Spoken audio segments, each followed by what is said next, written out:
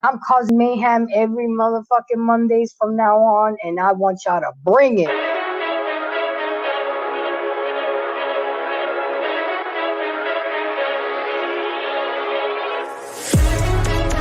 No, you got your man out there doing bigger and better things. Okay? And I blame, Trey asked a good question. How did it get so bad? I blame y'all. Because y'all been sitting on the fucking sidelines, letting these women do this bullshit, not setting boundaries, not telling women no, fuck off. And that's why we do what you allow us to do.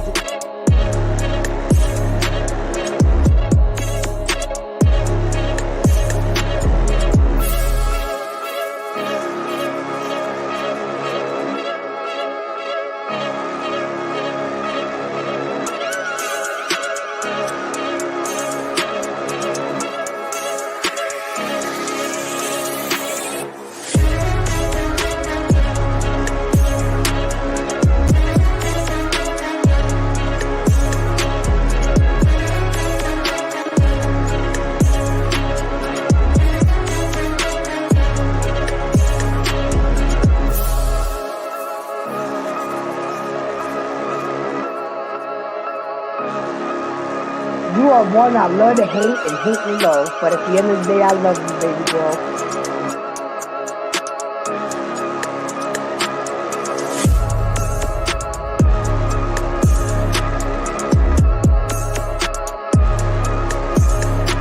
Come on the panel, let's go, please. Let's go. You're going to be emotional, but you might go back limping.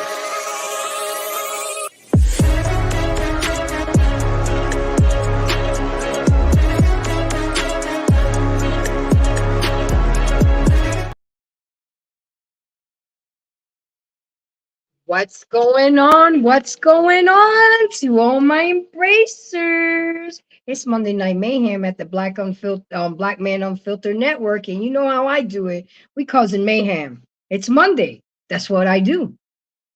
And if you guys don't know me and want to get to know me, my name is Grace from Embrace the Grace, and I am here every Monday night, 9:30 p.m. Eastern Time. I am on Black Man Unfiltered's panel. I'm flipping tables with Black Man Unfiltered and co-hosting with Lost in Translation. That's their show, but I am an honored panelist. And then Thursdays, you can see me live on my channel on the JVJ Network, and then you can see me all over these YouTube streets. So, and don't forget to like, subscribe, and share. Guys, I have a goal and I'm trying to get to 1,000 by my birthday. So I would really, really, really appreciate it if you guys can help me do that. And the way you do that is you share the video, you like it, put me in the algo. And, of course, you can always drop something in my purse because as you guys know, we grind over here at the Black Man Unfiltered Network. We got something going on every night for y'all. So I hope that you like it. Support the network, support the great content creators. And to my embracers and my subscribers, keep bringing in those emails, topic ideas, and shorts because you guys breathe life into me and to this channel. And I really appreciate you. So what are we talking about tonight? Black Man Unfiltered did a short tonight that really touched me because if anybody doesn't know me, I coached basketball for 19 years. Yeah, my short ass at 5 feet, I coached basketball for 19 years. There's two type of people that play and people that teach the game. I played ball in high school. I didn't go any further than that, but I was a good teacher of the game, and that's what made me a great coach. Sometimes I took it overboard, but hey, it's how I am. And thank you for everybody that's coming in. Let me go ahead and start giving the shout outs on the Black Man Unfiltered Network. Milani's here, my beautiful Milani. You keep that afro beautiful, honey, because it's hot. Antoine, thank you for coming. Young Money, Ikini. Let me go check out my channel. Who's there? Randy, she's there. She didn't clocked in. Oh, I love this girl. I really do. There is nothing more valuable than a moderator that is always there for you. You just don't know how valuable you guys are. That's why we don't take it lightly when we give people these wrenches. So, honey, if I, mwah. And Brick Slinger, thank you for coming. I appreciate you coming in. So anyway, let me fix this a little bit because I see it and it's bothering me. Let me get it right. Let me get it right. Let me get it right. So this topic touched my soul because after coaching 19 years of basketball, I mean, I did it all. I did rec, I did AAU, I did travel, I did middle school, and I did high school. So I coached at all levels. I coached girls, I coached boys. It was it was fun to me. It was very tiring and it was challenging at times, but it's something that I enjoyed. It was an outlet for me. But there was an ugly side to it. And that's what we're talking about tonight. Where the fuck are the parents? Where are y'all? Where are y'all? And what really solidified me to talk about this topic was really my son. Because last night, after all the festivities of Mother's Days and stuff, we talked on the couch because, realization is sinking in for me. My baby graduates in 2 weeks and then he's gone. He's going to Fort Lauderdale to his father's house for the summer and then he's on to college. So it kind of hit me. But the conversation that we had, he wanted to go down memory lane and we talked about everything. He was like, Mom, and excuse me if I get emotional, but when it comes to my son, I get emotional. He's like, Mom, you were a great mom. And then we talked about, all the ass whoopings, the different things I used to make him do. But then when he says something that really solidified me having this show was, Mom, you were always at my games. Every time I looked up on that crowd, you were there. You being loud as ever. Every time they would put him in the game, I'd go, it's Jordan Dime. And it's hilarious because when I wasn't at his games, parents would go ahead and take over for me. And let me tell you something.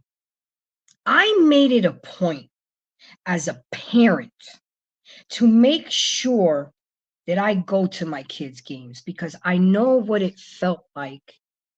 I mean, I can't really fault my dad because my dad was busy working, making that money. He made sure I had fresh Jordans all the time. I had away Jordans, I had home Jordans, I had practice Jordans. I was lit. He made sure I had everything materialistic. But the thing that really matters to these kids is creating memories, being there, being physically there for your children. That's what matters because that's what he's taking with him, are the memories. And that really touched my heart when he told me, Mom, you were always there. He was like, but there was a time when you stopped coming to my games because I was trash. And he's right. I told him, I'm not coming to your games anymore. I'm not taking off work. I'm not traveling all these long distances because you're not putting the work in. And then you're sitting the bench. All your friends are progressing except you. I'm not doing it. And that hurt. He told me last night that hurt his feelings, not seeing me there at the games. So he picked up his game. He made sure he's got the work in and he started getting better. He started getting the playing time. And because I was coming as a coach, I never used to jump on coaches about, well, why didn't he play? I knew why the coaches weren't putting him in. I wasn't going to bombard the coach. I was going to bombard Jordan. You're a coach's kid. And when I did coach him, I was harder on him than everybody else because everybody expected me to baby him because he was the coach's kid. And I felt like I had to prove something. So I wouldn't be harder on him than all the other kids. I expected more of him. His standards were set at a higher level. His dad we're a basketball family. His dad is 6'9". My ex-husband, he played ball for Buffalo State, played in high school. So sometimes when he had the time, he would be my assistant coach. And of course, I needed it. I would utilize him to coach my power forwards and my centers because of the height. I would work with the guards, he would work with the forwards, and it was fun because it was a time where me and my ex would bond and we would spend time together. Did we get into it sometimes because he would feel I would make a bad decision or he would make it, but it was a family affair. But you best believe it, my son, who I named Jordan after my favorite basketball player, he started doing well and I started going back to the games. And I'm telling you, it matters, guys. It matters. If you think that it doesn't matter when you as parents don't come to their games, it matters. So I'm gonna have Black Man Unfiltered run the first tape because this is what initiated the show for tonight. And guys, please come up here. Please show me different. Tell me different. Let's cause some mayhem because a lot of y'all parents suck.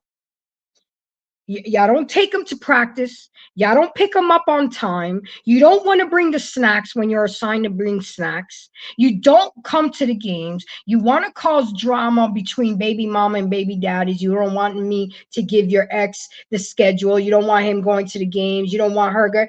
I mean, we're going to talk about the ugly side of shit because a lot of y'all parents really put a lot on coaches that y'all shouldn't.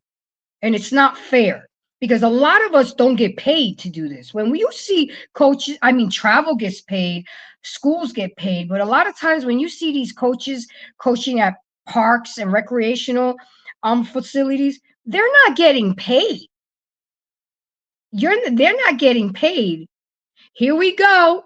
Here we go. It doesn't matter what color they are, Lady D. I'm talking about parents. And what if I was? Anyway, I'm not going to get involved with you today because you don't matter, Lady D. You don't matter. You're a troll. But with that being said, BMU, go ahead and run the first tape, please. Is that I come to an AAU game supporting my daughter. All these black kids on these teams. We're supporting the girls, all these black boys on the other teams. All of them here. There's no black representation. Ain't no parents here, no grandparents here, no uncles or uncles, no aunties, no nothing. It's 5 or 6 black people spread out. But I look across and I see all these white people, 170 of them, with matching t-shirts, aunts, uncles, married couples, grandpa, granddaddy, cheering for these babies. Black people, when are we going to start being here for our babies and representing our babies? When are we going to show up for our babies? BMU, run it one more time. Yes, he emphasized on black parents, but I'm talking about all parents in general. Of course, black man gonna be talking about black parents. He's black. But according to the streets out here, y'all don't know what the fuck I am. But let's do it. Run it one more time so people can sit in it.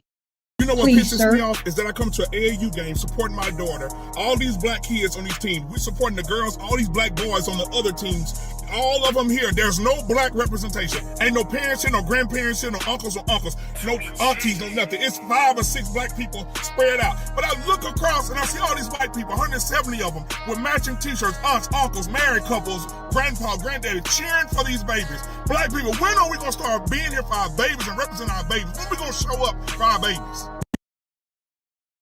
Facts. So that's what kicked off this topic. Where are you? Where are you, parents? And it don't matter what color you're. Where are the parents? Where are y'all? Because I've seen a lot of you guys use sports as a babysitter, as a source of, oh, I know where my kid is at. He's safe. Where are y'all? And I don't want to hear the fact that we got to go to work. We got bills to pay. We got this to do, because a lot of us live above our means and don't really need to work so much for all the things that we have to pay for. You don't need a 4-bedroom house. Maybe you just need a 2-bedroom. How about we live before? What is more important? Keeping up with the Joneses? Buying all materialistic shit? Yeah, you buy your kid Jordans and stuff, but you're not there. You're not there. And kids get hurt by that. A lot of you parents are fucking selfish. You only think about yourself. You dump them off at practice. You come pick them up. You don't come to their games, and then you have the audacity. Then when you do come to a game, you want to complain. Well, why didn't Johnny play tonight? What do you mean? Why didn't he play? He didn't come to He didn't come to the last 3 practices. See, a lot of parents think because they pay the money, because that's what it is. That's what that rec ball, we call it rec ball. That's what rec ball is about. It's about parents taking their kids who are couch potatoes and want to get them moving, and they pay for playing time. And I hated that. And I tried to fight it, but there's so much red tape behind it and so much politics that I just gave up. I'll just throw him in there. I mean, I was nasty one time. I called a timeout, and I told my kids, fuck it, don't pass them the ball. Let him feel the burn. Let him feel the shame. And unfortunately, the child was collateral, but the parents were the one that really felt the brunt, because they would come up to me and well, why didn't I needed them to initiate the conversation with me, because if I would go to them, okay, if I would go to them, then I'd be crucified. I'd be cursed out. Who the hell you think you are? That's my child. So I would initiate it. You see, sometimes you got to use reverse psychology with people. I knew that the parent, that's what I wanted. I wanted to have the conversation, but sometimes you have to be careful on how you word your words, especially when you work for the school board, because they quick to file a complaint and a grievance, and there goes your job. So I would force it and make it to the point where they would come to me. So I put little Johnny in there, and I told him, don't pass him the ball. He don't know the plays. He don't know the defensive plays. He don't know when to press. He don't know how to break the press. Nothing. But I'm supposed to just put him in the game while every child came to the game, came to practice, worked hard, and I'm just supposed to. And I know maybe that wasn't the best way to go about things, but I'm a little bit erotic sometimes, because I got to make you feel what you made me feel. And sometimes the only way that you can do that is by giving a person a dose of their own medicine. I even put it to the point where we have a chat group, the team. Everybody has my number.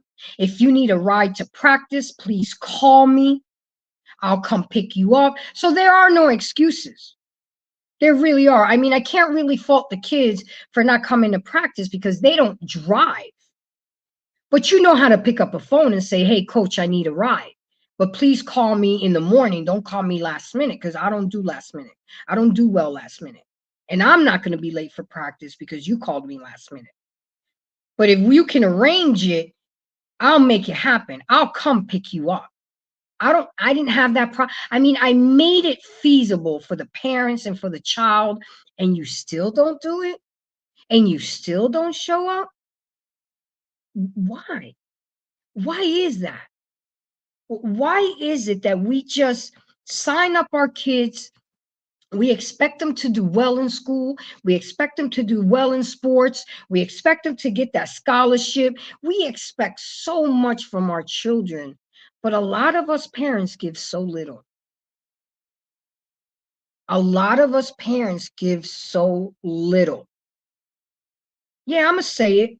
I know yesterday was Mother's Day, but half y'all bitches didn't deserve to be celebrated because half y'all women are not good mothers. Yeah, I said it. Just because you gave birth doesn't make you a mother. Anybody can, we can all do that. We're supposed to do that. That's our duty as women. But are you really there? Are you really being a teacher to your child? Are you really nurturing? Are you really giving them the map and guiding them to the journey of life? Or are you just letting social media and the tablet and the TV? And look, I'm not saying that I was the perfect parent. There's been plenty of times where I had to be humble and apologize to my son for sometimes I went overboard. That's what we talked about all night last night. We talked about the punishments I used to give him, stuff I used to make him clean when I was upset with him. I mean, it was funny. It was funny to hear it now. He was like, Mom, 18 years. Do you know how good it feels for when your kid tells you, Mom, you've been a really good mom? I made some mistakes. I admit it. But I also know I did a lot of good shit. My kid had a job at 14 years old. He's been holding the same job for 4 years.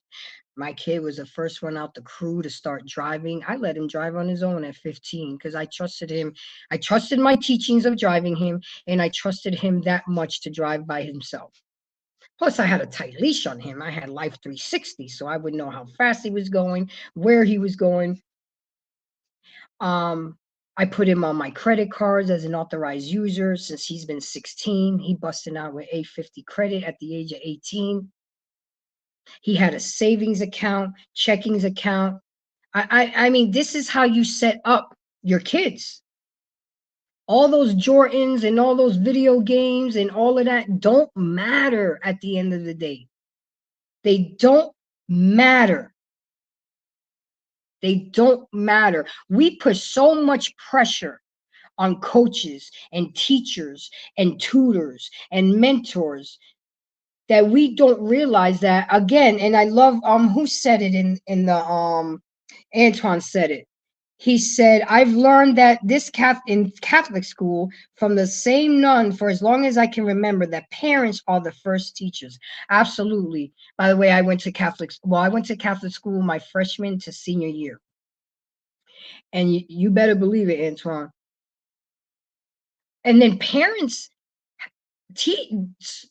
Catholic schools had higher expectations from parents. I did PTA. I did book fairs. He even mentioned, Mom, you came to every what he was in he played the clarinet.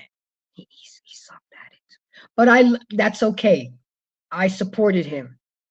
I videotaped him. I was right on front. I was there. I was there. He went through my whole gallery and saw pictures of himself since a baby till now. And he saw all the pictures and all the videos that I had of him. Parents, I'm just here. I need you guys to embrace. If you're going to have a blessing from God, a child, make sure that you really know what it means to have a child. It changed my whole perspective as a person. It was no longer about me. Every decision I made, I always had to include my child. Every bad decision I made affected my child. I learned a lot of things of what not to do from my parents, and I learned a lot of things of what I should do from my parents. We don't get a manual, and every child is different. Every child has a different personality. But at the end of the day, we got to show up and show out for our kids. We got to cheer. And then not only that, some of you parents come to the games and all you're doing is on your phone. You ain't even see Johnny score. Put them goddamn phones away. You complain about your kids always being on the phone, but we're just as bad. We are just as bad because time goes by quick. Yesterday, realization set in for me hard. It hit me like a ton of bricks. It was a very, very emotional Mother's Day for me. I only got one. He's 18 now. And as soon as he graduates on the 26th, the next day he's gone. And then in August, he's gone to school. That's it. The umbilical cord has been severed. And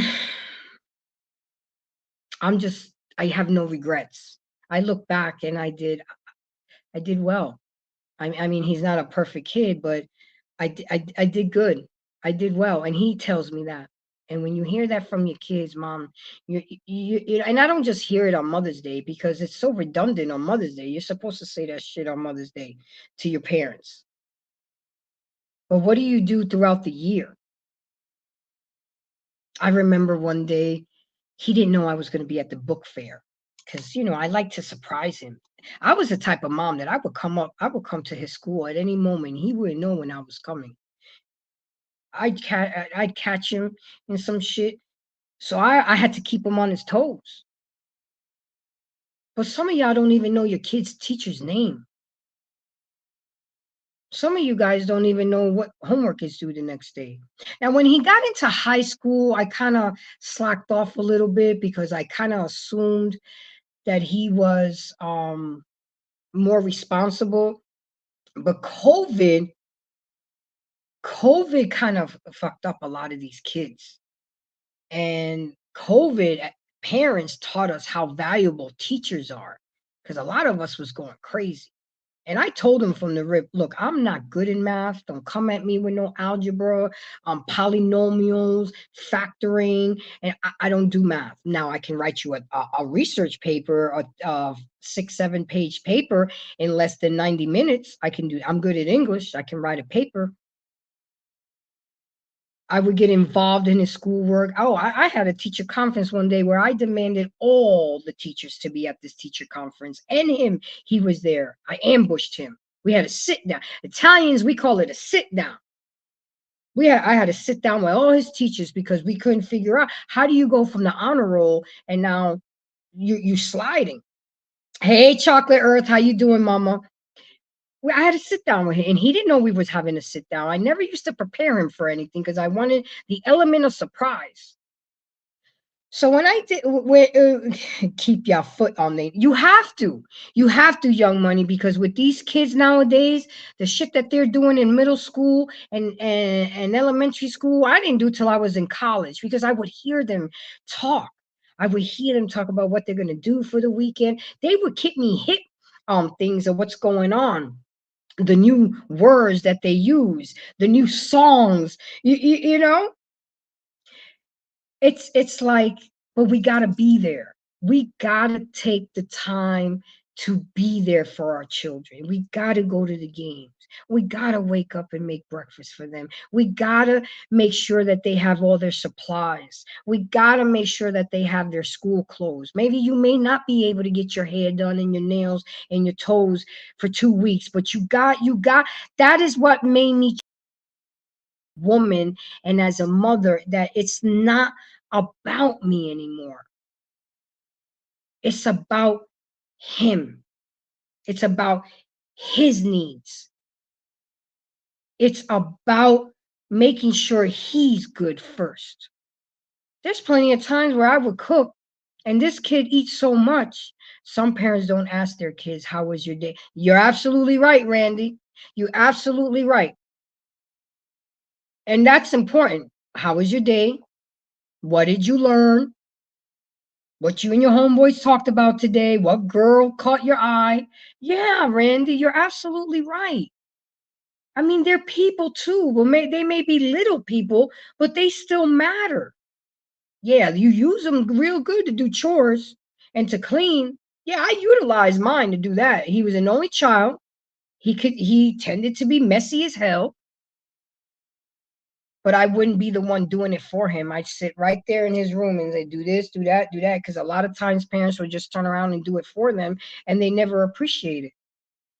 I remember where I had a plan where he was younger, I'd do his laundry, fold his laundry, and put it up. As he got older, I taught him to take it out the dryer, put it on the pool table, and I would show him how to fold. Then he would fold. Then when he got older, he would fold, put it away. I mean, it's a process. Teaching them how to cook, teaching them how to. I mean, teaching them about credit, teaching them about money, because we're going to send them out in the real world, and then what? I was one of those parents that used to think about, yeah, when he's 18, I'm gonna put him out the house, and then I heard a lot of other parents, and a lot of them were right. The 18-year-olds are not built like the 18-year-olds back then. I left my house when I was 17. I mean, I was well taken care of till I was 21 from dad, but he weaned me off. And once I was 21, I was on my own, but I never looked back. I was so well prepared that sometimes I would forget that I'm not at home anymore and didn't have a curfew, and I'm still bringing my ass home early. Because my daddy used to say, ain't nothing open after midnight besides legs, and I'll be damned if they're yours. Yup. That's how he was straight up with it. And then back then we had pagers. I just think I just told my age. And His favorite code was 007 because he loved James Bond. My curfew was 12 o'clock. He didn't care. I could have left the house at 11 o'clock at night, but I still had to be home at midnight. And at 11:30, he would just page me 007. You know what that page meant? Whatever you're doing, whoever you're with, and wherever you are, you have 30 minutes to get home. And he would wait up on the kitchen table because I would go through the house, through the garage, and then there's the kitchen table with his little TV. He would be smoking his cigarette and he would wait on me. And he would not go to sleep until I got home. And he would be like, now I can go to sleep. He always had food for me in the microwave. I that's why I would save my money when everybody be like, oh, we're gonna go get something to eat. Nah, I'm good. I know Pops will always have something in the mind, and he would sit there, ask me about my day, ask me about how was my night, watch me eat, and then once I was done, wash the dish. Okay, now I can go to sleep. My baby girl is home. And then if I was 5 minutes late, he would start calling all my friends' parents because I had to give him all of my parents' phone numbers. He did not play. And that's how we have to be, guys. That's how we have to be with our kids. We have to be involved. We have to be there for them. We have to be emotionally available for them. I mean, there are questions that my son used to come up to me and ask me.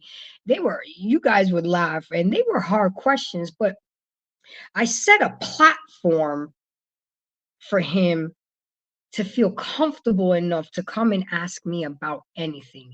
And I maybe took it too far because I got to, my ex-husband would accuse me of being too friendly with him. You're trying too hard to be his friend. I said, well, okay, if that's the case, then you step in and be the disciplinary one. How about that? We could play good cop, bad cop. Because if you don't realize this, kids will manipulate you and use parents against each other. And when we realize that, we're like, oh, okay, okay, later, okay. Again, come on, parents of whatever race, creed, or religion. We must be there for our parents. And I don't want to hear, well, I have to be at work. You get a schedule. You can plan. You can work around that. I'm not expecting you to be in every game, but I'm expecting you to be at least at 50% of the games. Or at least send somebody else from the family. Come on. I don't want to hear no excuses. Oh, I got bills to pay. Well, if you got too many bills to pay, well, maybe you're living above your means. Maybe you're trying to keep up with the Joneses. Trust me, I've been there. I was a manager and I made sure that I knew every employee who had kids and who was into sports and who was doing this and who was doing that. If they asked me for the day off, I'd give it to them. I didn't care because you know what? Family comes first. That job is going to be there tomorrow. You have a heart attack today, they're going to step right over you and replace you in a heartbeat. They don't give a shit, especially corporate America. They do not care about your mental wellness, your marriage, your kids, your relationship. They do not care. All they care about you is you clocking in and being there. I'm not asking you to abandon your job. I'm not asking you to not show up to work. What I'm asking you is to integrate your job into your life, into your children's life. If you know basketball season's coming up, talk to your boss and say, hey, I have a kid. He plays basketball. I need to be at all his games. What can you do? Can I change? I mean, it's doable, but you have to want it. First of all, you have to want to do that. And second of all, you have to actually do it and talk to your superiors. Some will be understanding, some won't. But you have to at least try. There were a lot of parents that didn't even try. They didn't give a shit. I was their babysitter. I was their cook. I was their chauffeur. How many times have, and coach, I'm hungry. There's no food at the house. Come on. But you got a Michael Kors purse. I bet you that. You got your nails and your toes done. I bet you that. But that kid coming home to no food in the house, I'm not going to let no child go hungry, and at least not in my presence. So this really touched my soul. And when I saw a Black Man Unfiltered, I know how he felt, because it's embarrassing. You see everybody else there, but most of us from the melanated community, we not there showing up for our kids. But then we there on signing day. I bet we there then. Huh. We there clapping for our, ready to get that money from your kid, knowing damn well you ain't even go to one game. Get the fuck out of here. How dare you? How dare you? You got to be there if you expect them to be there for you in your latter years of your life. Who gonna change your depends? They'll put your ass in a nursing home in a heartbeat. Remember that. What comes around goes around. The way you treat your children growing up is the way they're gonna treat you when you're older. It's being very common nowadays. It's not only in the white community. There's a lot of us in nursing homes. When we said we wouldn't do it, well, they're putting them in there because they just don't want to be bothered, just like you didn't want to be bothered when they were children. I would hang up my kids' artwork, even though it was, I would, I gotta whisper because he's here. Put it on the refrigerator. Materialism is why the low class will remain low class. Yeah, I did a show on that, on how money circulates in the melanated community. The money in the melanated community stays in the community 6 seconds. Or in the Jewish community and the white community, it circulates. It stays in the community. It stays in the community. Not us. Not us at all. We quick to spend it on other stuff. We, as consumers in the melanated community, spend $1.6 trillion a year. 20% of that on luxury items. Have somebody driving a Mercedes, but you rent a room. Where do they do that at? How are you driving a Cadillac Escalade, but you living in the hood? I mean, we see it every day. But we don't shame anybody. We don't say anything. We just accept it. But then who deals with the BS later on? Tell me, who deals with it? Turn on your camera. My camera is on. What are you talking about? You don't see me? No, can you hear me? Yeah, I can hear you. I have a guest on the line. I was talking to your guest. Ikene is on the line right now. You can speak to him. He's here. Oh, okay. Okay, so whoever wants to come up and talk to me and talk about this, give me your experience, prove to people as a child that that this matters. This is important, guys. This is important. If we could just go ahead real quick and show the next video, BMU, so I can go ahead and reinforce what I'm trying to say. I'm not really sure. Now, I also have some videos on how toxic some of us can act at games. Now, these parents, they need to stay their ass at home because they embarrass the community and they get too into it. They're living vicariously through their children's lives, and that's also in the extreme, which is not good. So I don't really know what order BMU has the videos, but we can rock it. Roll the tape, boss. Look at that. That's a parent pushing. Here we go. Pushing him to the ground. Really?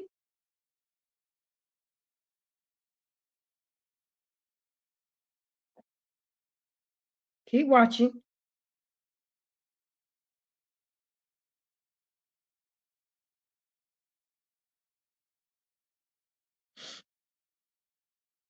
We can't play it because it has music and we'll get copyrighted.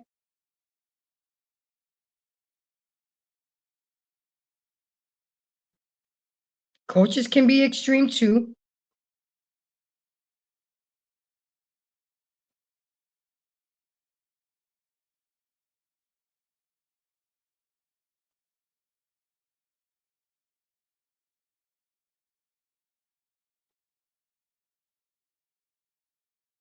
I mean, that's crazy.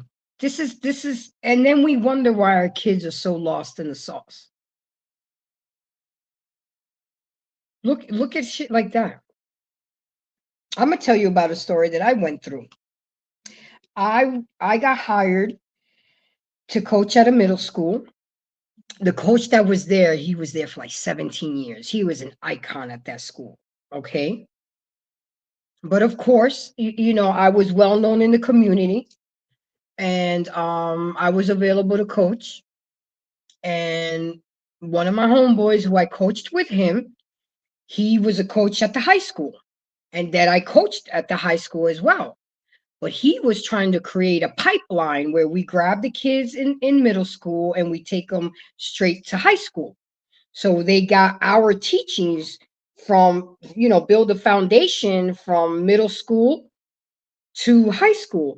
He was like, yo, G, that Peter retired, man. I'm gonna put in a good word for you. Send over your resume, woo woo woo, and all this. And at first they kind of hesitated because I didn't work for the school board. They usually like to hire people from the inside, but my reputation preceded me. I got great references. They waited to hire me 3 days before the season. I was like, are you fucking kidding me? So literally, I had 3 practices before the first game. So the girls didn't know that the tryouts was actually a practice. And if they can get through the practice, they would make the team. I had to do it that way. I had a game in 3 days. I had a game in 3 days. What was I supposed to do? And I had to have 2 days of tryouts. So what did I do? I came up with a plan that, okay, tryouts are actually going to be practices. And they were, I mean, I killed these girls. I really did. I really did. I had to, I had to formulate a team in 3 days. And it was kind of easy to make up the team. If a lot of you guys don't know, I like to get girls that was on the soccer team on the volleyball team, because I knew with my coaching and my guidance, they were going to be great in basketball. Soccer players are conditioned. They just finished the season. They're already in shape, running up and down that field. Look, if you don't know the game of basketball, just get down to the end and play some defense. I got you. And then my volleyball girls, the tall ones, I know they're used to spiking and doing what they do. Long story short, I ended out that season 11-2. I lost the first game of the season and I lost the last game of the season. I give myself grace for losing the first game of the season because my girls didn't have time to gel. They didn't have time to understand the plays. Oh, yeah, I run plays. I don't run hard, complicated plays, not to elementary kids, but we do a lot of pick and rolls. We do a lot of moving. I don't believe in standing around. I believe in moving, setting picks, rolling off your guy. And but let me tell you the ugly part of this. So, middle school, I don't know if it's different in other states, but in Florida, it's sixth, seventh, and eighth graders. In New York, we called it, that was junior high school to us. And junior high was seventh and eighth. Sixth graders was still considered elementary. So of course I had a mix of sixth and seventh, eighth graders. I had to put a lot of emphasis in my eighth graders because they were going to graduate and go on to high school. My seventh graders, I was coaching them to get ready to take the starting positions of my eighth graders. Um my eighth. So you're here, Papa? I didn't know you were here. Ikani, you here? Ikani. Am I saying your name right? Okay. Um He's having issues I with his mic. He'll be back. okay. So so my eighth graders, I was concentrating on them to get them ready for ninth grade for JV. And I was the JV coach at the high school. Then the seventh graders, I was getting them ready to take over the eighth graders. And the sixth graders were really more, I was developing them. I had 2 more years to work with them. It's not that I neglected them because some of my sixth graders were better than the eighth and seventh graders, but they would not get as much attention because I had other plans, but I'd make them work just as hard. I was a coach that didn't really believe in a starting lineup because my starting lineup was really determined and contingent upon on how you practice. You had to show me. Ikene, how you doing, my dear? You back? Not yet. Okay.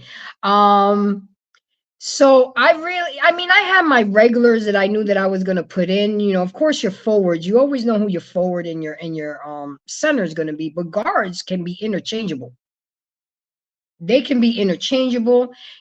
Some are built to be point guards. Some are not.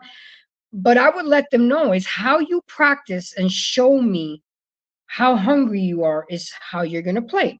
So long story short, I had a sixth grade girl. She was good, but she did not have very high basketball IQ. And she was sloppy sometimes, and she would make mistakes. Okay. Ikene, I'll bring you into the conversation as soon as I finish this story because people need to know the ugly side of what coaches go through. But then you have the audacity not to show up to games. That's the whole point of this.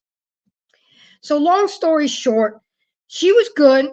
She was having a lot of issues at home because the parents were separating. So the father was pulling her in one direction, the mother was pulling her in another direction. She would come to me and tell me her issues and whatever. But at the end of the day, there's no crying in basketball. We still got to get it. I would tell her, put all that anger and frustration and everything you got in your defense and in your game. So one game she played, I don't know what she was going through, but she was making mistake after mistake after mistake. I'm not the type of coach to pull you right away when you make a mistake. I sit there and I see you have to give people, especially children, to recognize that they made a mistake and to rectify the mistake. If you lose the ball on defense, no, on offense, you better be the first one down there on defense to get ready. You better already be on the block before that point guard crosses the half court line. That's what I would train them to do. If you lose the ball, you better get it back. And I would tell them, I would encourage them, you have 5 fouls. Don't take them home with you. Utilize them. Don't hurt nobody. But use them. And if you're going to foul, you better foul where they don't make that easy layup. Yeah, I taught them New York street ball. And parents noticed it. I said, you have turned my girl into a beast. Yeah. Yeah. Some boys that were timid, that were shy. You better get in there. You better. And I told one kid, he was a real chubby kid. I said, yo, I picked you. And we called him Beef. I picked you because you big. Other people may have seen something big and slow and sloppy, but I saw your size and your strength. Again, back to the story. After she made her mistakes and she refused to rectify and got into it with a girl, I yanked her. And I sat her for the rest of the game because you are not going to represent me and my team and the school and be known as unruly. Father comes in front of my child after the game, follows me to my car, and goes off on me. Why the F you didn't play my daughter? And da da da da. You know, what did you do to get this job? Implying, and I'm like, are you really doing this in front of my child? You really gonna come up to me and disrespect me about some goddamn middle school game? I'm like, we're winning. We're 7-1. What's the problem? I'm damned if I do, and I'm damned if I don't. If I was a winning coach, you talk shit. If I was losing, you still talk shit. What we doing over here? What we doing? And he threatened me. And he actually wrote a letter to the school board and talked shit about me. It got so bad where I had to get police escort into the gym because he was stalking me. And I wouldn't take it out on the girl because I couldn't. It's not her fault that her daddy wasn't shit. But I did sit down and have a conversation with her because now she was starting to act like her dad, come to practice late, not want to practice. So now you're starting to act like your dad. And I let her know that that was not the case. So yeah, it gets ugly. And he was one of the parents that would come to every game. He would even come to practices. But then you take it too far. I mean, it's funny. You got some that don't do enough, and you got some that don't do enough. So with that being said, that was just a little story that I want to share with you because it's one of my ugliest memories that I have. The fact that I had to, in a middle school game, I have to have police escort whenever I got to the gym and whenever I was leaving a game because of the way he acted and the way he treated me and the way he threatened me. I'm like, wow, it's just an elementary school game. But with that being said, Ikani, are you in here now? You here? Yes, how are you doing? I'm good. How are you doing, sir? Good. So I'm I like, know you were feeding your daughter, and I know you was listening in the clouds. And tell me, in your culture, is it yeah, much different from our culture about the importance of being there for your children and showing up for your children? Hold yeah, on, guys. My well, son there's, is leaving. Come on, give me my sugar. Shoot. Bye, baby. yeah, What say you? What do you have to say about it? the thing is this, we have difference of culture, but Your mic is a little choppy. I'm not sure if it's me or you. can you hear me better now? Not really. Okay. Let me see real quick. Better? Yeah, a little bit better. What about now? A little bit better. Guys, don't forget to press the like button, share, and subscribe, okay? What's What up, about now? Drip? Is it better now? Yeah.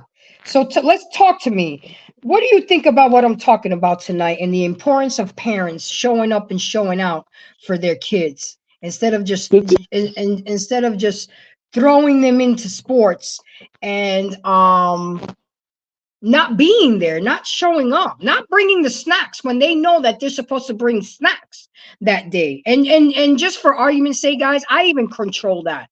I dictated what snacks. I didn't accept sugary snacks and all that bullshit that parents like to bring. I wanted practical snacks because I would make them eat it at halftime versus after the game. Have peanut butter sandwiches, grapes, fruit, oranges. I wouldn't even let my kids drink a lot of Gatorade because if none of you parents know, Gatorade is loaded with sodium and girls naturally retain sodium. So I told my girls to drink smart water and my boys, I would let them drink. I mean, even to that, guys, yeah, I'm a control freak. But you know what? It was for the betterment of the team. I'm sorry, Ikene. I don't know if you dropped out and dropped back in, but go ahead. What say you? Yeah, so what happened is that we have difference of culture. You see what I'm saying? Because in my where we're from, right? Number one, your parents not gonna show up to your game. In fact, if they know that you went to a game, they're gonna whoop your ass for showing up to the game. You see what I'm saying? So so they whoop your ass. In fact, I remember when I was a little child, my dad would come to my soccer game and then slap me at the back of my head and ask me, go home, you know, because they don't want you breaking your legs. You know, the soccer is very rough. You might get your ankle dislocated. You might get your bone broken. So parents don't want you there at all. But at the same time, our moral comes from within us because when we go to soccer game, it's a lot of us that usually will go there. Like we might be like 20 of us. So we might form a soccer team, a soccer pitch in the middle of the street. We might form it anywhere. But we didn't get those parents backing us up or being at the game. And I really like it like that because when I came to America, I used to say, why are parents at the game? But then when I see how parents are acting, then I'm like, they shouldn't even be at the game at the first place. You know what I mean? Because some of these parents, number one, they are little kids, grown little kids, both the father or the mother. They grown little kids, they come to game and then they start fighting each other, just like that video showed. How can a man twice the age of a child tackle a child? That tells you that some of these parents are just messed up in the head. They're not supposed to be parents at the first place. Even when they are Exactly. parents, Not they just everyone they, is fit to be parents. and I gotta be honest with you. If I am a coach of any team, I don't want the parents anywhere near the game. Stay at your house. Drop your child. Let's coach your child, and we'll bring your child home. I don't want any of you at the game. If you're going to be at the game watching your kids, I'm not going to coach it because number one, it takes away a lot of pressure from the coach and also threatening, like stalking and life threatening things. So some of these parents, if they're not checked, will hit a coach, will hit a referee. So I'm not in support of parents coming to games at all, at all. If you can drop your child to a game that I'm coaching, don't even bring that child here. Well, if they can't act right, I agree with you. Stay your ass at home.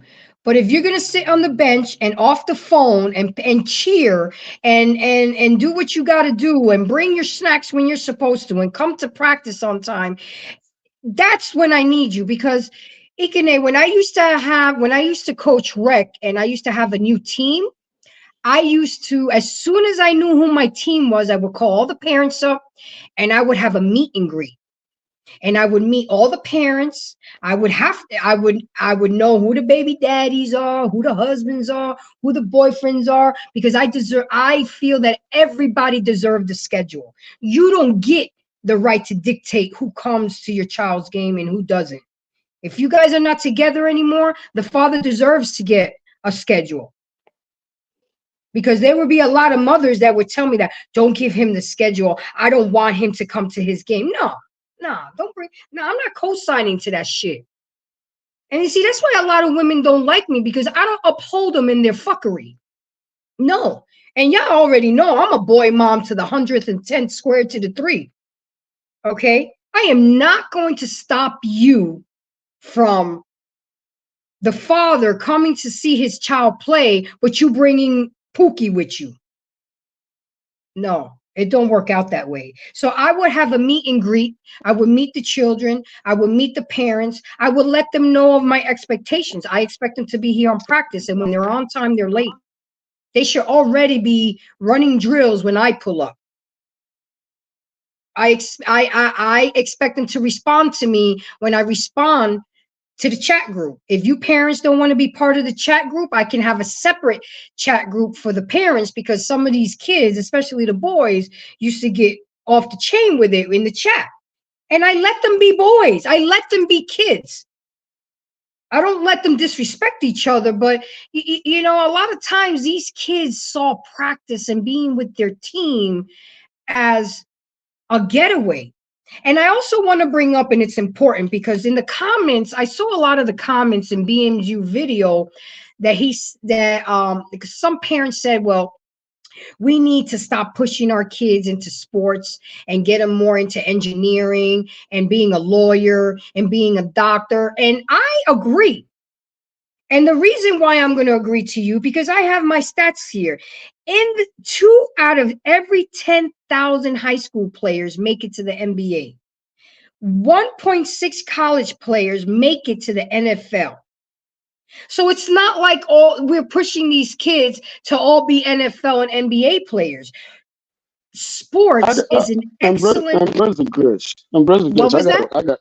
I got to cut in real quick. Let me tell you something, right? There's a reason why sports is big in the black community. You see what I'm saying? It's not big because they think that their child is going to make it to the NBA. It's big because most of the parents are dumb. How can you teach? I'm telling you for real. Because if you want your son to be an engineer and you don't know math, how you gonna teach your son how to be engineer? But sports is the most easiest getaway for most black parents, not the kids. Most black parents, because he's going to be like, oh, my son is going to NBA, my daughter is going to whatever, my son is going to go to NBA, so that she cannot Please. be held down to teach her son how to do the math equation, to teach her son classes, to do those homework for her son or his son, right? He or she not going to know how to do it. So the best thing that he or she can do is to do sports, is to introduce the son to sports, because that's the easy way out. Because if I come to her and say, you know what, I think your son should study engineering. I think your son should be a medical doctor. And she was a fuckery in a high school, and she barely got her GED. How do you think she's going to teach her son how to be an engineer? While she did not even know English. She don't even know biology. She don't even know science. How is she going to teach her son how to be a medical doctor? The reason why the black boys are lacking is because the parents are dumb. The parents don't know shit about education. I'm sorry. Most of us, the reason why, I will be honest with you, the reason why most of these foreign students will come here and do good, better than the citizen, is because most of these foreign students, I'll be honest with you, their parents are already engineers, are doctors, are lawyers. They have that educational background. They have that educational advantage over the parents that are born here. That is just a fact. So, but this is what the parents back home did that the parents here are not doing.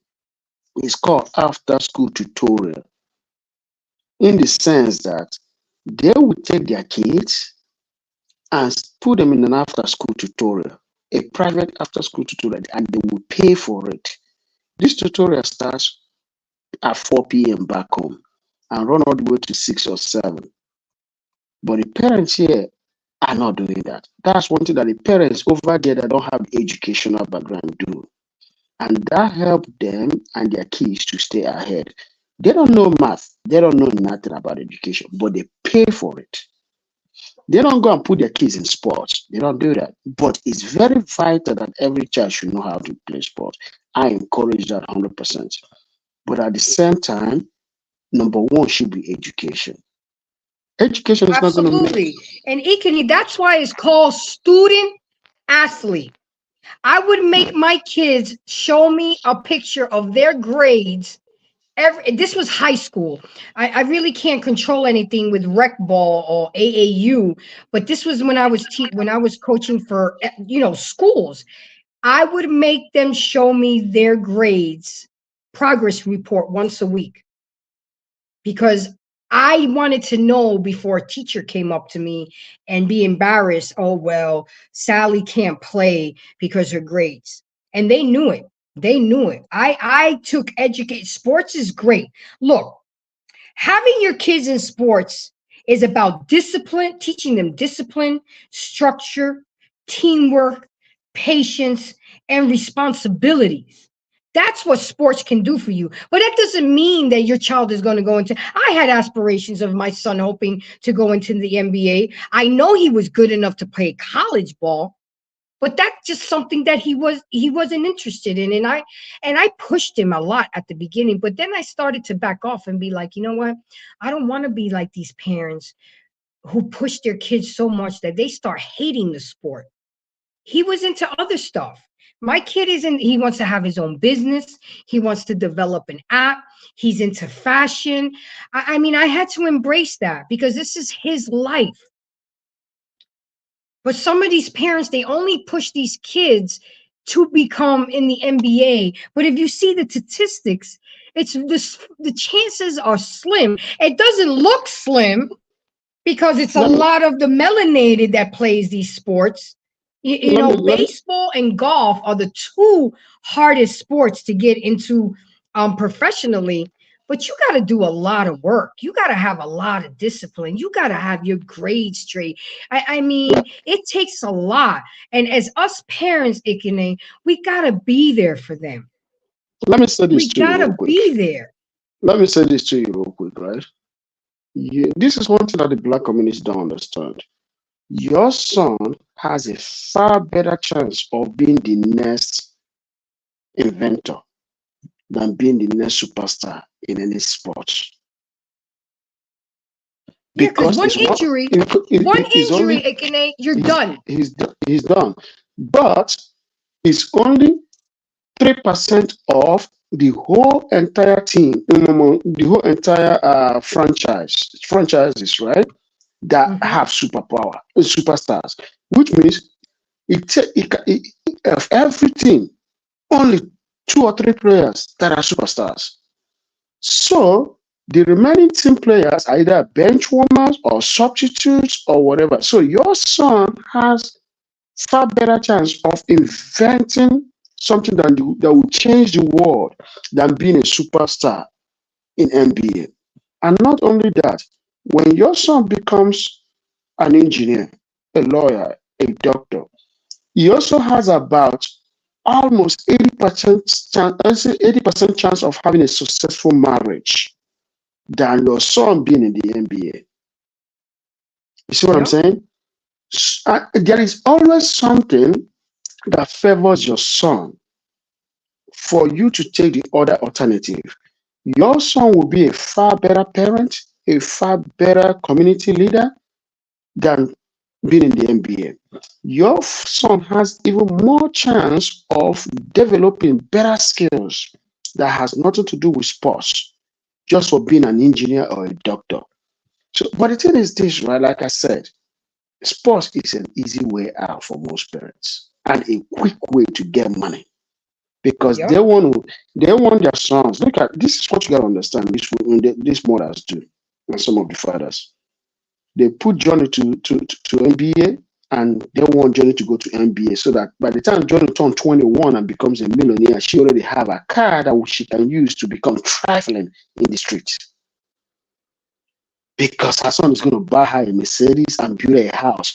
By the time her son turns 21, that's by the time she turned 39, depending on how old she was when she had her son.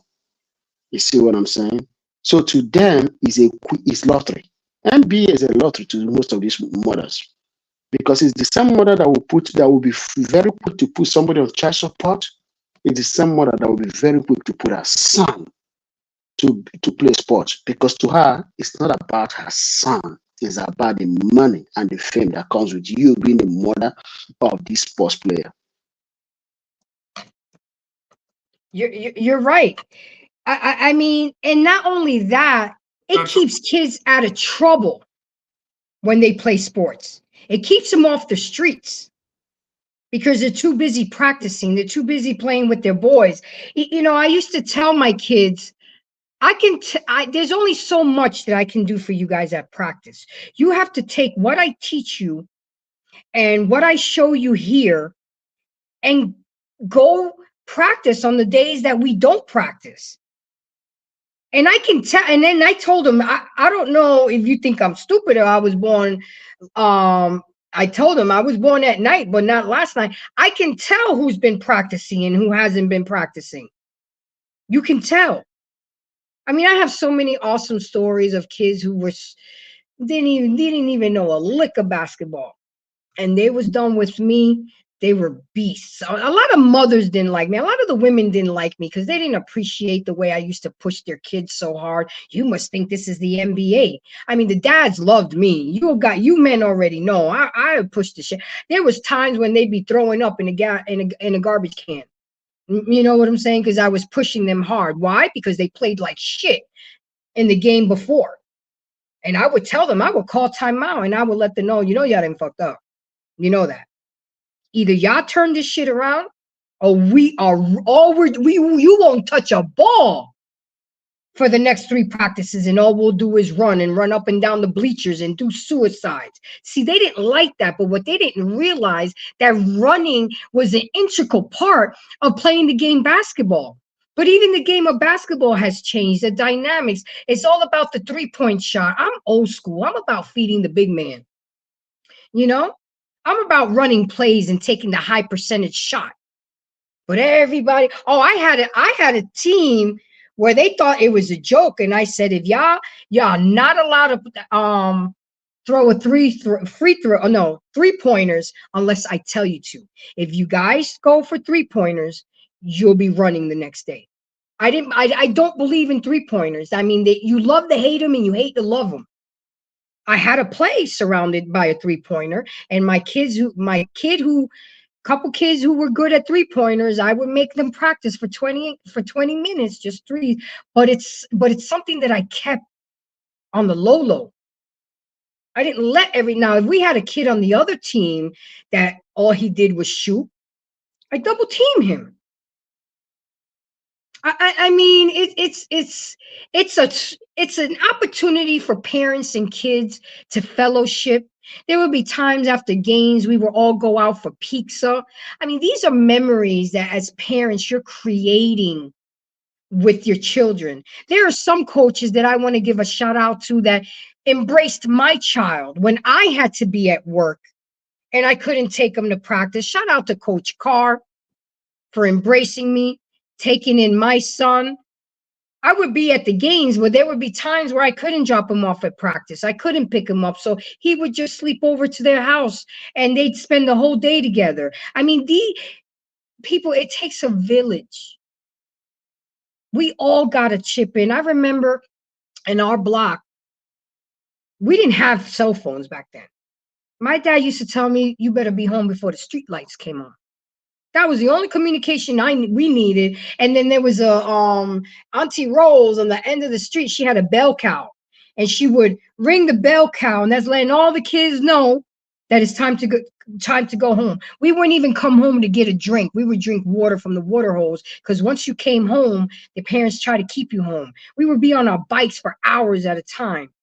But these kids, we don't push them to do physical activity. We don't push them to be outside and get vitamin D. We don't and even me, I would practice with my kids. I would get in there and be like, and then when I would mess up, my kids would challenge me to do a suicide, and that would keep me in shape. Doing the layup drills, doing the 2-on-3, 3-on-2.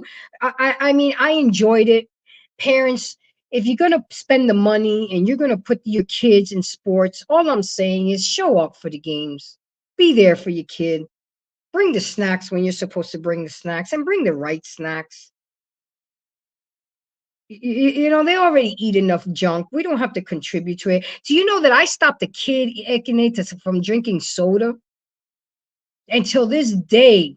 And then you know what is the most gratifying feeling is when I see kids that I've coached 15, 16, 17 years ago grown, and how they've turned out, and they still hit me up. I got a lot of happy Mother's Day texts yesterday from a lot of the kids that I've coached. I keep in touch with them a lot. I've seen them grow up. I mean, it's a beautiful thing, but the success, and this is what I used to tell the parents at meet and greet, the success of this team depends on you parents. It's you parents that bring the kids to practice. It's you parents that support the kids. It's you parents that bring the snacks. So don't put your kids in sports if you're not going to be a part of it, because it's a very, very, very lonely feeling when you look up at those stands. And I don't knock my father for it, because I knew that he was working a lot, but I would tell him, Dad, come on, I need you at a game. Baby, you know I gotta work. You know I own a factory. I said, I know, but you gotta come. Mom wasn't into sports. She wasn't gonna come, and I expected that. But I needed my dad there. And I wanted my dad there, and I wished my dad was there. But I learned from him what not to do. So I made it a point to be that parent that was there. I was there early. We'd always have to go to Dunkin' Donuts, get my coffee, grab some breakfast, make sure he ate good and not too much. You don't eat too heavy before a game, because you don't want to have to do number 2 in the middle of the game or halftime. Yeah, you're gonna slum. You're gonna want to run to the toilet. Exactly. I would stay there at last, help out, whatever. Sometimes they didn't have nobody to do the books, so I would volunteer. I mean, you just got to be there. And when my kid told me last night, when we went down memory lane, because as you know, last night was Mother's Day, and he said, Mom, you were at almost every game. And if you weren't there with me and Dad took me, you would show up. I can never, and as a mother, that just gave me validation, and that is what, like I said before, that is what solidified the fact that I'm having this show, to let parents know that you have to embrace your children.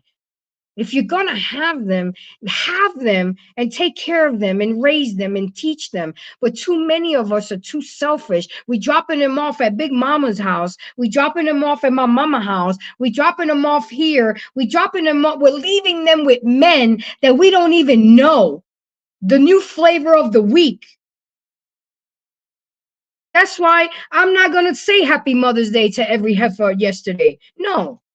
A lot of y'all women don't deserve it, because a lot of y'all are not good mothers. Just like my queen, Take Heed, said, you got to be a mother 365 days a year. I mean, it's a 24-hour job, and it's not pretty every day. But you know what? You see that kiss my baby just gave me before he left? That makes it all worth it. The fact that he's going to be graduating in 2 weeks, that makes it all worth it. The fact that he's been holding down a job for the past 4 years, the same job, 4 years. Started working at 14. That was his gift. He had an interview on his 14th birthday that morning. I got him a job. Yup, you're going to work. You're going to learn the value of money. You're going to learn that you want to spend money on some bullshit, it's going to take you 10 hours to pay for that. I haven't paid for his haircuts. I haven't paid for underwear, socks, deodorant, or none of that stuff ever since he started working. He pays every year he got older. I made him pay a bill. He's up to 4 bills right now. Netflix, his cell phone bill, his haircuts. He's got a credit card. And I don't really buy clothes for him, because he never likes what I pick out for him. And he doesn't like shopping at the mall. He likes getting stuff online, because he was like, Mom, I get more bang for my buck. I can order more. I know I got to wait for it because it comes from China. The kid is smart. He values money. And that comes from teaching our children. You cannot start teaching something at 13, 14. It's too late. You got to start early. And that's all I'm saying, guys. BMU, do you have the next tape? Let's see what we got. Let's talk about it. Again, if anybody wants to come up here, don't be scared. Let's talk about it. Let's talk about it. Yeah, I have the video ready at the soccer game. And then the other one, TYT, wouldn't allow us copyrights to play the TYT one. But guess what? I found a video of when I was coaching, when a mom came down and cussed her kid out. I have my own video. Oh, okay. Even better, because it touches home. You see what I'm saying? Yep. And she cussed her son out. And tried Why? Why did she curse her son out? because he missed a tackle, and she came out, cussed him out, and then tried to show him how to tackle. I have it all on video. So we'll watch this one, and then you let me know when you want me to play mine. Okay. Here we go. I'm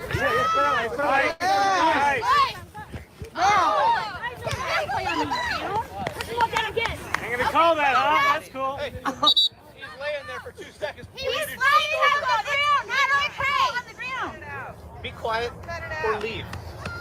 I don't know which one I've said yet. Well, let me know. We'll sit here until you do. I haven't said anything. You gonna sit? Just Or you gonna leave? relax. Just relax. This is not. It's not sit? about you. Okay. It's not about you. It's a soccer game. No, it's about them, not you. Exactly. Well, Exactly. ACL wasn't for it, thank God. Okay, you're gone. No, Okay, leave. okay. Love you. Bye. Love you too.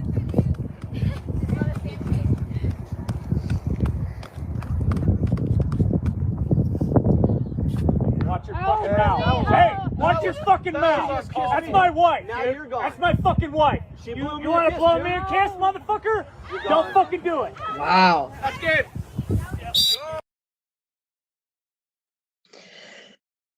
He ended the game. The parents ruined it for the children. What we doing? What are we really doing out here? And then complain that these kids are heathens, that the kids ain't shit, that they're monsters. But look at us. While we're so busy pointing a finger at them, there's 3 pointing at us. Really? Really? Ikene, you still there? Yes, ma'am. Yeah, I'm here. What do you think of that video? The man actually ended the game. Yeah, number one, one thing about soccer. Soccer is a very nasty game. The guy took offense because he kissed his wife. Yeah, you do that in soccer. You say the most nasty things, and you can't react like that. If you react, that's why they get many. They eject people. They eject coaches out. You see, the referee has latitude, but the man that was saying, "Oh, don't blow those kisses. That's my wife." You can't come to soccer game if you're going to feel like that, because number one, you're going to get ejected, and number two, that's what I said earlier. Parents shouldn't be going to sports if they cannot stomach, if they cannot be able to control themselves, if they cannot stomach things that are going to be said, the tackle that is going to happen on that to their children, the broken bones. Like my dad used to come to soccer game and slap the shit out of me and send me home. Why? Because he can't do nothing if somebody broke my bone. It's part of the game. He can't do nothing. The only thing that can happen is sorry. You got to go spend the money to treat your child. It's very sad, but what I saw right there is very sad. But it tells you about a man that is a P. He can't control his damn self. Your wife already walked away. She knows the drill. She understands the game. She was ejected and she went straight to her car. But you overreacted because he said, bye. There's nothing wrong about telling her bye. That means, I'm glad you're out of here. That's what it means. I'm glad you're out of here. But he took offense. He took it sexual. He took it like somebody trying to maybe have sex with his wife or approach his wife. Please. Yeah, because that's the only way he can react. I tell you, I've seen a lot. When I was back home, I didn't see these things, but since I've been here, I've seen a lot, man. A lot of despicable reactions that come from parents. I know you have. I know you have. Now what I used to tell my kids is, do not argue with the refs. That's Don't do what that. I'm Don't here do that. for. I am your Yeah, don't do advocate. that. Have I gotten some texts? Absolutely. But I'm fighting for my kids. You know, if it was a shitty call, I would talk. I said, make sure we call it on both ends, ref.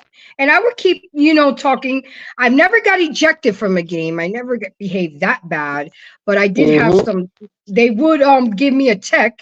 I did have a tech a few times, well, several times. Because you know the line. You know the line. You know where the line is drawn. You know where not to step. You know that you shouldn't still be banned from certain actions that you do on the field because you're a parent. You know that I'm not going to talk to the coach certain way because he's going to eject me. He's going to be pissed off. He's going to do this. He's going to do that because he owns the pitch. That moment, he owns the game. The ref owns it, and you are somebody that has coached before. You know that, but some of these parents just don't know that shit. They don't. They And you don't. know, And they're very another emotional. thing that I would do when my son was being coached by another team and I was just a parent, and there's been plenty of times because he's so tall and they would go up for the ball and he would fall and he would hit his big ass coconut head. I was never the mom to go run on the court. Oh my God. No. First of all, he's a boy. I'm not going to run on the court and punk him out. I'm going to that's what the coaches are there for. You know what I'm saying? That's what the refs are there for. That's what they got trainers there. Now, you best believe that once he sits on the bench, I would go sneak around and talk in his ear. I say, you good? You okay? But I hate when moms do that shit. Don't do that. Don't do that. Okay? If you're gonna play sports, okay, they're gonna get hurt. They're gonna get scraped up. Let them be kids. Running after them. Oh my God, Johnny, are you okay? Oh my God, I hate it. Ma'am, just chill out. That's why we got trainers. We got ice packs. We got the things that we need. Did they die? Did he die? Now, if it got serious where we had, because there were a couple games where we had to call an ambulance, that I understand. But just for a little scrape, come on, man. It's like sometimes we overreact to the little things and we underreact to the big things. It's like, I don't get it. And again, let me put out this disclaimer to everybody. I am not a licensed therapist. I am not a licensed psychiatrist. I am not the perfect parent of the year. I just know that I am an expert in life because of what I've been through, what I've seen friends and family go through. I've coached for 19 years. The way I got hired to coach at a high school is because I got scouted. A high school coach needed a JV coach, which I prefer JV versus varsity because JV is the one that lays down the foundation, for them to become varsity players. And I'm about basic fundamentals basketball.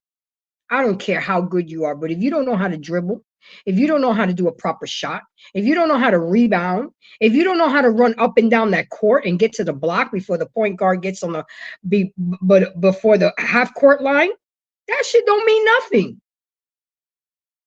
That don't mean. I got excited when BMU told me that his daughter plays basketball. I went into coaching mode. Tell baby girl to jump. When she go up for that rebound, you can't just, you got to jump and box out. Use them elbows. That's okay. You get 5 fouls. You ain't got to go home with them. You leave them on the court.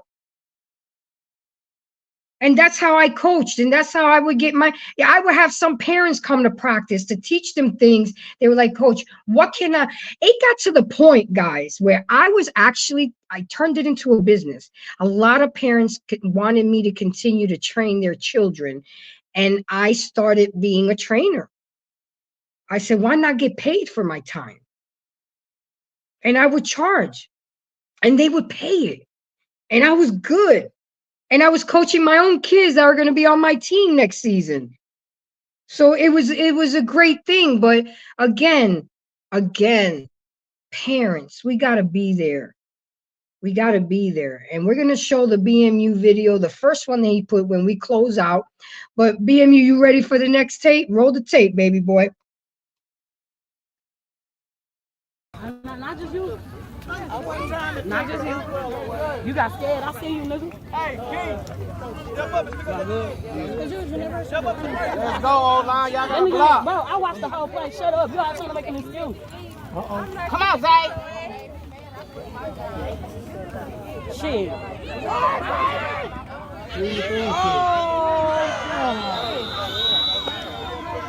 What the?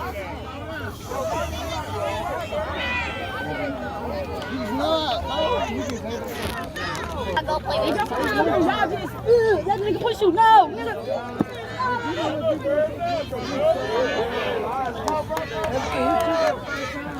I swear to God, I wish I was around. I'm not gonna jump in your body. And play one time out. Almost, nigga, you was out there. All on the field. He was on the field. Yeah, He was on the field. He was on the field. with the chain. Yeah. She talking about Moving the chain. I'm gonna have to quit. You don't quit.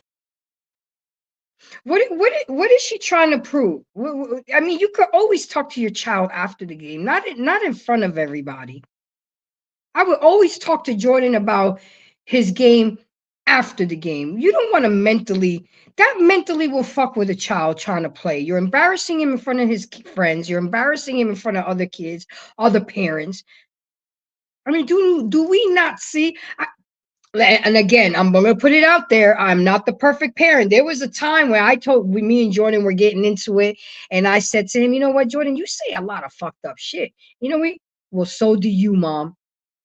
I'm like, again, I taught my child to be able to express himself freely. Just remember who the hell you're talking to. Always keep it. I told him, you could tell me to fuck off respectfully. He was like, Mom, how am I supposed to tell you that respectfully? And he has. I'm telling you guys, there has been times when me and him would get into it, and he would say, Mom, I think we need a 24-hour cooling period time and come back to this tomorrow. And I stood back and I said, wow. I had to allow him to feel he growing up, he's a man. He was like, he's like, come on, Mom, it's not that serious. And I would allow him to check me because I would allow him to practice on me. And if he was there were times where it didn't work, but there were times where it did work. There were times when he would tell me, Mom, I really don't feel like talking right now. Please don't push me. And you have to respect that. You have to respect that. We have to be there for our children, guys, because it's not fair that we put so much pressure on teachers, mentors, coaches, big mama, grandma, aunties, uncles. You birthed them. You lay down and made them. You decided to keep them for whatever reason. It's your responsibility to take care of them. If you can't go out that night because you can't find a babysitter, then you stay your ass at home. And you play Uno and Monopoly and Parcheesi and make it a fun game night with the kids. Oh my God, we still do movie nights. We play Uno. We play Monopoly. I mean, come on, man. I mean, it's because it goes fast, guys. I'm telling you, I'm going to be struggling for these next 2 weeks. I'm excited and I'm proud of my baby, but that's it. He's 18. He is about to leave the nest, and it's even harder when you only got one. It's not like I have another one that stays behind. That's it. It's just me and Biggie. But you know what? My mother told me when my son was born, first of all, he really doesn't belong to you. He belongs to God. He's just giving him to you and entrusting you with him to guide him and teach him and love him. And second of all, us mothers, we have sons for other women. That hit hard. She was like, I'm not saying don't love your son, don't get attached, but just always keep in the back of your mind that once he leaves and he makes himself a man and makes his family, it's different from a daughter. It seems to me like daughters always come home and they're more closer. But I don't think that's like, I told my son, I don't care where we are, where we're doing in whatever world that we're at. We will be together every Mother's Day.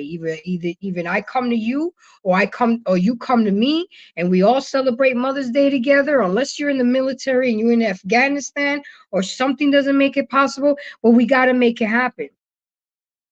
We have to make it happen. He came home yesterday from work because, yeah, he had to work on Mother's Day. He forgot to ask for it off, which, hey, it gave me time to be by myself and meditate and internalize what's about to happen in 2 weeks. So I'm okay with it. He got home by 5 o'clock, 9 to 5, came home with balloons, roses. Brought home dinner. And then that's when we had that awesome conversation, watched movies, ate popcorn. I mean, these are things that you have to cherish and value. But unfortunately, there's a lot of parents out there, and I'm not just keening in on the melanated community. I'm keening in on every color, creed, or whatever. There's a lot of fucked up parents out here. No, I'm not fucking wishing you happy Mother's Day if you wasn't shit all year. You don't deserve it. You don't deserve it.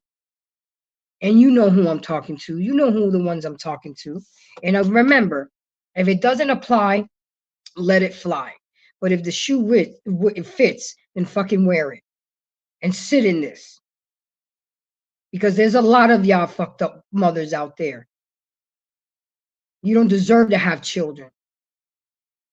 Because children grow up to be adults, and then they grow up to be fucked up adults. Because we fucked up. We have so many. Why you wonder so many people walking around here with so much trauma? So much untreated trauma. It starts with us parents. Jordan didn't go to daycare till he was 1 year and 2 weeks old. Because I made sure that I was financially stable to make sure I stayed home for 1 year and 2 weeks. I saw his first everything, his first step, his first word, his first everything. That mattered to me. You think I want some female? I'm going to give up 1/3 of my paycheck for her to Snapchat me and show my baby taking his first step? I made sure that he knew how to express himself if, God forbid, anybody ever touched him. I was mindful of these things, people. I was intentional with these things because I know what I went through. I know what I didn't want my child to go through. We are supposed to be better than our parents. And when you know better, you do better. A child is a blessing. It's not a paycheck. It's not a meal ticket. It's a blessing that God chose you to be a parent. And this is what you do with God's blessing? Really? Another thing that I used to do with my son is I would always, at the end of the day, I know I'm the adult and I'm the parent and I had the final word, but I would let him in on decisions, life-altering decisions for the family, because I knew it would affect him. Perfect example. When I moved to Georgia, I moved in with family, and about 10 months later, I moved and got my own place, and now it was time to consider Jordan. And I sat him down. I said, okay, you got 2 choices. Let's talk about this. 1, you come with me and I get a 2-bedroom and we good. Or 2, you stay here. You stay here and you finish out in the high school that you're at. What we doing? He's like, well, you know what, Mom, you already yanked me out of Florida my junior year, and you know how hard that was. It took me to adjust. I don't want to transfer to another high school my senior year. I would like to stay here. And my family members welcomed that. They said he can stay here. It was time for me to leave. I was there long enough. And that was the decision. That's where why you saw Jordan leaving, because he comes and sees me on Fridays, and he leaves either on Sundays or Mondays. And that was a hard decision for me. It took me 3 days, a lot of tears, and me calling my homeboys in New York because they straightened me out. They'd be like, yo, get the titty out your mouth. Let him go. So when I hear men saying and people saying that they need to be with their fathers, that's some real, he had the male influence of my niece's husband. So he was with a male influence. Me as a woman, I've done all that I can do for my son. I can teach him how to be a good man, but I can't teach him how to be a man. And a lot of y'all mothers think that you can be the mother and the father, and y'all fucking these kids' heads up. You really are. Can I add something to that? What was that? I have another video that I took of a baby mama not allowing her son to play in the game because his daddy came to watch him. You see what I'm talking? Go ahead. You doing your little research in the back. Go ahead, play it. Roll the tape, boss. Yeah. These are the videos that I took when I was coaching football. So, as you can see, ladies and gentlemen, to all my embracers and all my black men unfilterers, I don't just be coming up here and talking my shit. This is real life stuff that we talk about. Go ahead, roll the tape, boss. I love this. Here it is. On this side. Punishing the babies. Yeah, don't punish the babies Don't because you're punish- mad at the baby daddy. I'm not mad at him.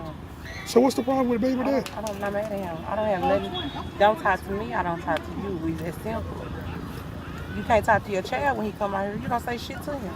Okay. So why is you talking? But I don't have. I'm saying, but you pulling the boys off the team, that's gonna hurt the boys. Yeah, that's gonna hurt them babies. Yeah, that's gonna hurt them babies. Don't do them like that. That's gonna hurt them because they love playing football. They love playing ball. Yeah, you know what I mean. That's gonna hurt them, and they gonna be mad at you. So I need you to let them stay. All right, can you do that? Because you were hot. You was hot earlier. You ain't gonna let them. You ain't gonna let them stay on the team. Hotter than chicken grease. Yeah, why you? I'm dead ass serious. Yeah, she was. So you gonna take him off the team because of the baby dad? Oh, just because he coaching them? Right. No, you can't take him off the team because their daddy coaching them, girl. Come on now, you got to give me a better excuse than that now. Dad, I didn't give you no excuse. I told you what it was. I don't have excuses. So hold on. So you're saying that you're not going to allow the kids to play because of their daddy coaching? No, because they dad. Yeah, we was using 2 separate. Can you talk to her? No, I've been coach. No, for real. I've been coming for these last few guys. I even drove down here Thursday for them to come to practice. Yeah, I saw him. Yeah. I ain't see you, but I saw him. Oh, I was there. That's crazy. That's crazy. I'm Selfishness. trying to talk her into allowing the boys to stay because the father, to spend more time with his sons, he volunteered to coach with me on the team. And when she found out that he wanted to volunteer to coach, she pulled her boys off the fucking team. See what I'm talking about? I don't just be talking out my ass. That's some real life shit. Bitter, hurt, angry, and you're going to take it out on the children. Then, but you see, he'd be damned if he don't spend enough time with the kids. He's damned if he wants to coach for the team. I mean, what is a man to do? Really? Again, sports is fellowship among parents and their children. So in order for him to get to see his boys more, he chose, hey, Take Heed, how are you, my dear? Thank you for coming. We're talking about the trifling ass parents who don't come and show up for their kids' games. And it's sad. It's sad. And we need to stop. I want to hear, Take Heed, the message. I want to hear your response to this video. Join Embrace for this conversation. It's really sad, and I hope I did a good enough job to my son, so when I'm going to be there. I'm probably going to coach my babies when they get old enough. You know what I'm saying? Grandma's still going, well, I'm not going to be called grandma, y'all. I want to be called Nina, after Nina Simone, when I become a grandma. And I told him, give me 10 years. You 18 now. I'm going to be about 50 this year. Grace got to get her groove back. And when I turn 60, that's a perfect age. You become a father, I become Nina. And I'll embrace it. But right now, you need to stay on your purpose these next 10 years. Have your fun. Try every flavor like Baskin Robbins. Do what you got to do, but stay focused and don't make no babies. Don't make no woman, no single mother. I talked to him. I've been talking to him like this since he was 6. I talked to him. You got to talk to your kids. You cannot. I mean, you know what's funny? A lot of us parents forget that we were kids and we were trifling and we did a lot of mischievous things. These kids are to the next level with the shit that they doing. You got to talk to your kids about drugs. You got to talk to your kids about alcohol. You got to talk to your kids about sex. You cannot be passive with this because the world is not going to be passive with them. They're going to learn shit from their knucklehead friends. They're going to be misguided by the internet. I caught him watching some stuff he wasn't supposed to watch. And every time he did something that was inappropriate, I would turn it into a teaching moment, a learning moment. Talk about it. I looked into the search history and what he was looking at. I'm like, ooh, that boy getting ready. You could tell when I knew he was exploring himself.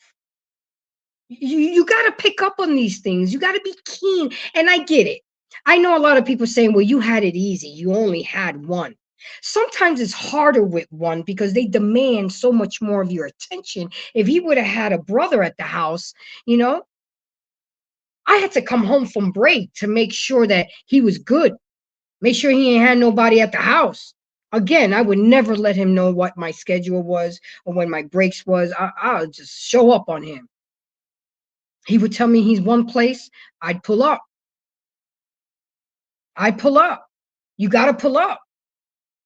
He says he's here. I don't, where you at? Oh, sometimes he would call me when I was doing a drive-by on him, and he would be like, Mom, I see you. I know that's you. And it would be funny, but he knew. You got to stay. What did Young Money say? You got to stay on their necks because this world is not going to. I love what Take He was talking about today, where her king has to meet her daughter's friend. Welcome to Hey, Alicia, how are you today? I'm well. How are you? Can you hear me? I'm good. Thank you for coming. I really do appreciate it. I know I've just been running my mouth for almost 2 hours. No, you're awesome. Thanks for having me. Oh, absolutely. I want to know, what do you think about what I'm talking about? Have you experienced any? I mean, tell me, what can you add to this? Build on this for me. Well, I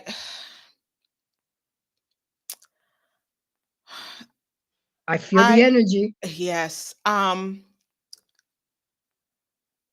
was fortunate enough to have the time to self-reflect and understand the importance, the gift it is to be a parent. Before I You just gave me married goosebumps. and had my daughter. But I understand because I've had some past experiences, like we all do. I understand, not just from my perspective, from the perspective of others as well. I'm the middle child of my mom had 3 girls, 3 different daddies. Never married. So and I actually almost didn't make it here. I was most likely going to be aborted if some other things didn't take place. So I understand what it is to be in a situation where the child isn't wanted, and from both perspectives, from the mother's perspective, as seeing my mother go through it, and from the child's perspective and how it completely traumatizes a child. So my thing is, we can talk. No, now I want to put this out there. I'm not trying to offend anybody. I'm all about love and peace. But but this is a safe place because people are not going to learn unless they learn from other people and their experiences. So go ahead. Exactly. Don't worry. We got great moderators out there. Say what you got to say, honey. Thank you, ma'am. Thank you. And I want to say we can talk. We can talk about it all day. But maybe I'm ignorant. What's being done about the situation? What's being done? Because this needs to stop. Because as you said earlier, we're procreated and the cycle is just continuing over and over and over and over and over again. I mean, you're right. And what I'm trying to do in Black Man Unfiltered and Take Heed, we're trying to get it out there and make people aware. And like a lot of times when you come to my live show on my channel on Thursday nights, I do the research, Alicia. I don't just sit up here. Like Monday nights, I freelance a lot, which I love because BMU is the engineer back there and I don't have to do nothing. Okay. But just be me. But on my Thursday night show, it's a little bit more hectic because I got to do the chat. I do the research. It's important to, when you're going to be an influencer or want people to listen to you, you want to have facts. You want to have statistics. You want to educate, you want to advise correctly. Again, and I always tell this, I'm not a licensed therapist, but I've been through a lot. I'm not saying that my parents were perfect. Me and my mom stopped having a relationship when I was 9 years old. 9. That's why I was so close to my dad. And a lot of people tell me, well, you got to heal from that. I've healed from that and I've moved on for that, but I haven't forgotten it. Exactly. And that's why I made sure when I had a son, he didn't go to sleepovers when he was young. He went to sleepovers when thank God he had his forever friend, but he wouldn't just sleep over anybody's house. I would make sure that I knew the person. I didn't have strangers coming in and out of the house, sleeping at the house, people that I didn't know. We're too loose sometimes and let our children be exposed to things that they have no business exposing. I would get made fun of, Alicia, at work because I wouldn't let my Jordan go watch that movie with the clown. I said, no. Yeah. This is why things are age appropriated. Kids' imaginations can't make the difference between reality and fantasy. And I knew that my kid would have a nightmare. Are developed to do so. But people don't understand the music. Look, I knew he would go over a friend's house and play Grand Theft Auto and all those, but I wouldn't buy it in the house. He would not have it at the house. I said, nope. I believed in those labels. Now, did he sneak some stuff in? Come on, guys. Absolutely. Of course. We all have. But my child, I worked hard on trying to keep his innocence as long as I can. But once I saw that he was growing up, one day I called him from break. We laughed when I remember when I talked to him about this conversation. If I couldn't come see him on my break, I would call him, make sure he's good. And all of a sudden, out the blue, he was like, Mom, I'm ready.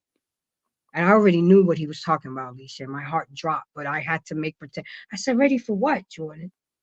He's like, Mom, I'm ready to have sex. I'm like, oh, but I'm not ready. That shows you right there the type of person and parent you are, that he had no issues coming to you about that. And that matters, parents. I'm proud of that. It is crucial. And I said, but I'm not ready. He was like, well, Mom, you better get ready because COVID set me back a year and all my friends are doing it and I haven't done it yet. And I said, so I remember we were all kids. So instead of me tripping and, you can't do this, you can't do that, I called one of my homeboys who's of the rainbow community. And I knew that he would go to the clinic every 2 weeks. Condoms are free there. I said, I need you to go get me a bag of condoms. And he got them. And I bought a cucumber and I put it on the bed. And I said, Jordan, this is as far as I can go with you. Okay. If you got to YouTube it, if you got to call your father, but you got to practice how to put one of these on. Yep. Because you don't want to put one on too tight, it busts. I'm a grandma. You don't want to put on one too big, it slide off. I'm a grandma. You don't want to fumble with that when that moment comes and it gets ruined. Was I condoning for him to have? You and I both know we weren't going to be able to stop it. It was going to happen regardless. It's the most natural thing there is. Inevitable. But what I did as a parent was to prepare him. Yes. Was to prepare him for that moment. So when that moment came, which by the way happened a whole year later, okay?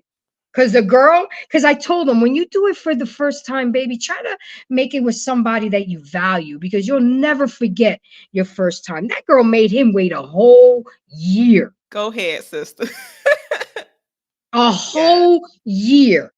But it's something that was, You know, now he's off the chain with it. He's 18 years old, but I see him buying his protection. I see him. I said, and we had a very, very heart-to-heart talk last night. It was Mother's Day.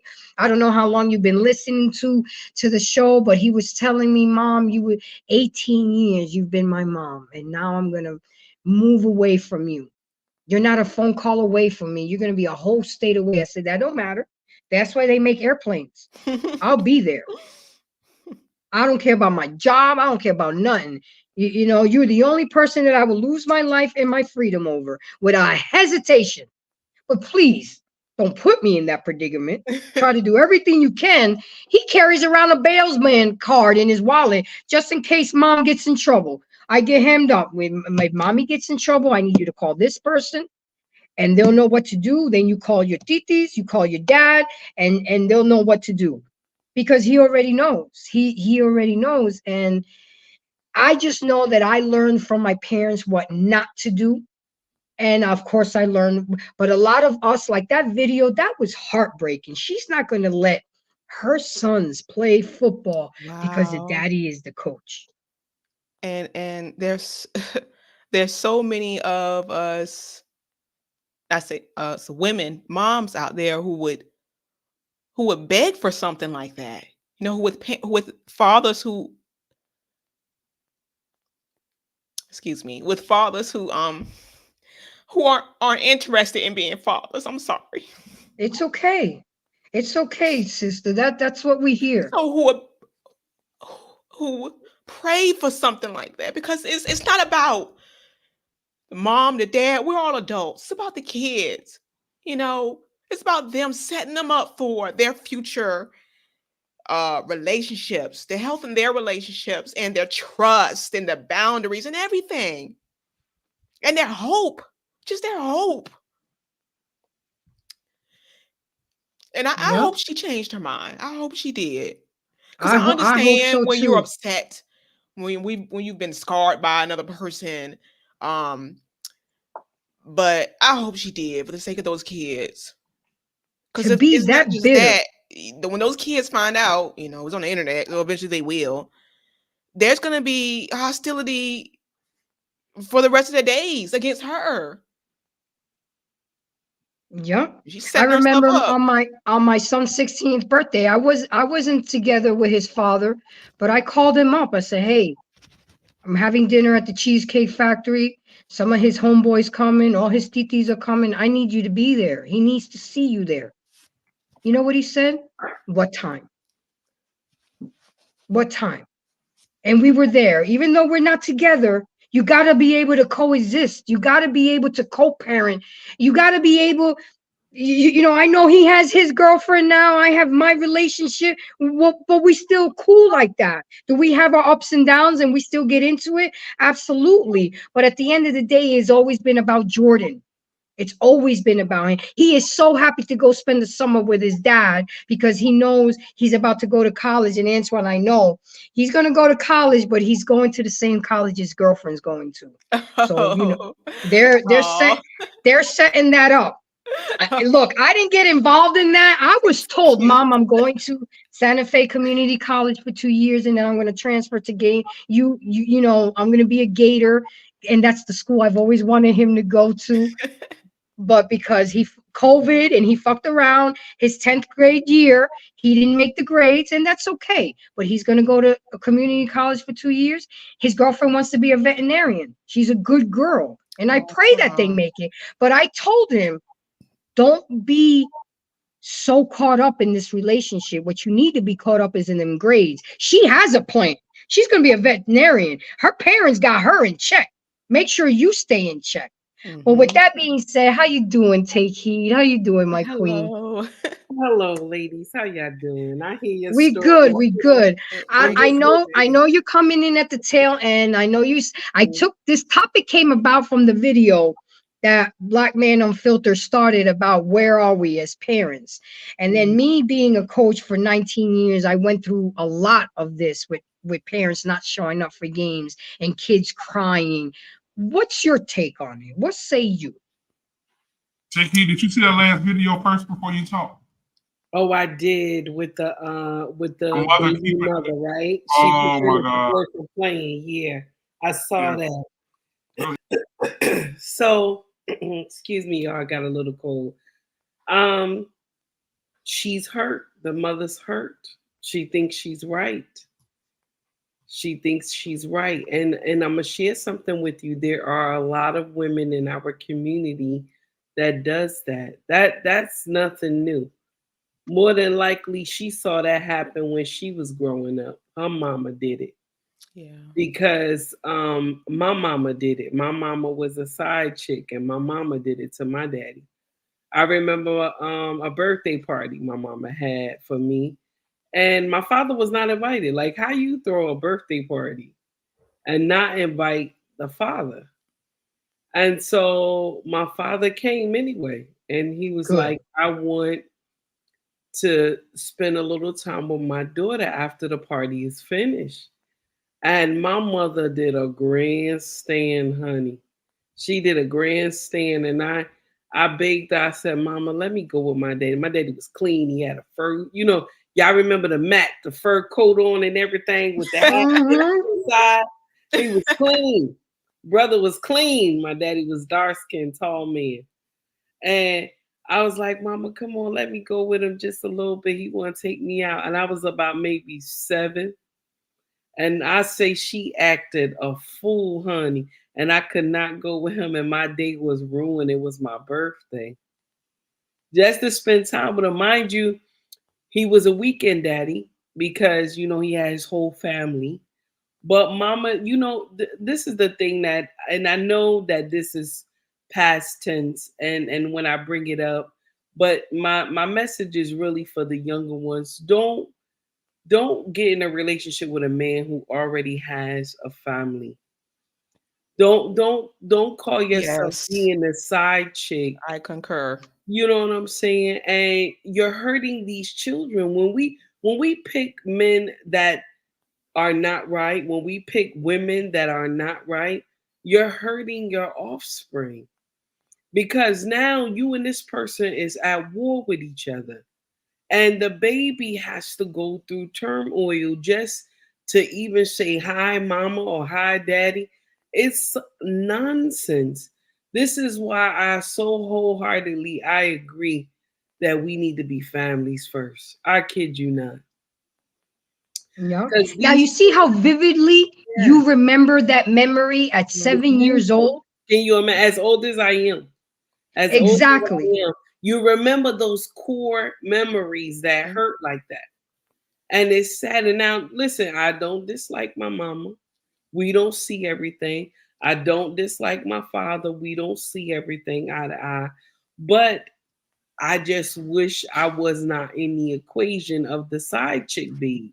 The side chick baby go through the most because the other children look at her or him like you destroyed my family. You know what I'm saying? And it wasn't even the child; it was the adults in the equation that did the nonsense. And so the child gets hand down like the child ain't shit. I remember my brother telling me when I was younger, like, you messed up our family. You know, Wow. you messed You up didn't ask to our be family. here. Right. I didn't, but I'm gonna share something with you. Was he right to say that? Yes. Yes. He Yep. was right to say that because he knows my father as a good, hardworking man, that he loved his family. See, they got the best of my daddy. And I got the worst of him because my mama was quick to say, that black motherfucker, you look just like that black motherfucker. Anytime she got mad. So when our mothers are hurting, they will they will treat the children like shit. Look what she did. She don't want this boy to play on the team because the daddy is coaching on the team. How dumb is that? How dumb is that? Where Selfish. yeah, Selfish. the child needs. It's twin boys. Take heed. There's 2 of them. It's twins. Oh, that's terrible. And you see the child needs that. Needs to be with the daddy. But when our mamas are hurting, okay, When our mamas are hurting, they're liable to do anything. I have watched my mama decimate this man in my face. And I know these children have saw it too. When the mama can't stand, and I'm gonna share something with you, this is a little painful. If the mama can't stand the man, right? And she has not separated the man from that child, she gonna hurt that child. She gonna hurt that child. If she put in her mind that this baby is mine regardless, the baby gonna win. The baby gonna win, but it's gonna suffer a little bit because it's not gonna have that daddy. But if she put in her mind that this is a team effort, that she need him and he need her, they a team together, the baby will grow. The baby will grow. Even if they don't like each other, the baby will grow because they know the baby comes first, right? Yeah. But if they ain't got no understanding, the baby gonna have some problems. And now you have another bitter woman who's going to, now you're going to have two bitter sons, two boys that are going to grow up to be men, to be lack emotional intelligence, are going to walk around hurting other women because they're going to remember what their mama did to them and not trust women. Because if their own mama can do that, why wouldn't a girlfriend do that? And that's where it creates what Alicia was talking about, the vicious cycle. Yeah. When are we gonna? I have two half sisters from my dad's first marriage, and they tried to call my mama a homewrecker. And then I was investigating it, so I asked my dad, "Were you still married when you got with mom?" And he was like, "No." Who told you that? And I said, "Well, because my sister, she resented me a lot. She resented me and my brother because they grew up while my dad was making the money. Me and my brother grew up while we were living off of the money. So there was a lot of resentment there. Oh, that's there was dangerous. a lot of resentment there because I remember one day my dad came home with 3 cars with bows on it, red, white, and blue. One for me, my brother, and my mom. And my sister was just pissed off, you know? Yeah. But that had nothing to do with me. So I sat my dad down. We had the kind of relationship where he allowed me to talk to him. I said, "Dad, I need you to be honest with me because I love my sisters. My sister did more for me than my own mom. She would go to my teacher conference. She sat in line. Remember when Cabbage Patch Kids dolls were out? Yeah. She stood in line for 4 hours to get a doll for me. Awesome. Oh, that's sweet. Okay. She God bless her soul. She was my son's godmother, you know, for my son. But I asked Dad, I said, "Dad, were you?" He was like, "No, we were already divorced. I was living on 45th Street. I had one woman going up the elevator and one going down. You know, he was going through his whole phase and said, but then when I met your mama and she cooked me them pork chops and rice and beans, I was stuck like Chuck."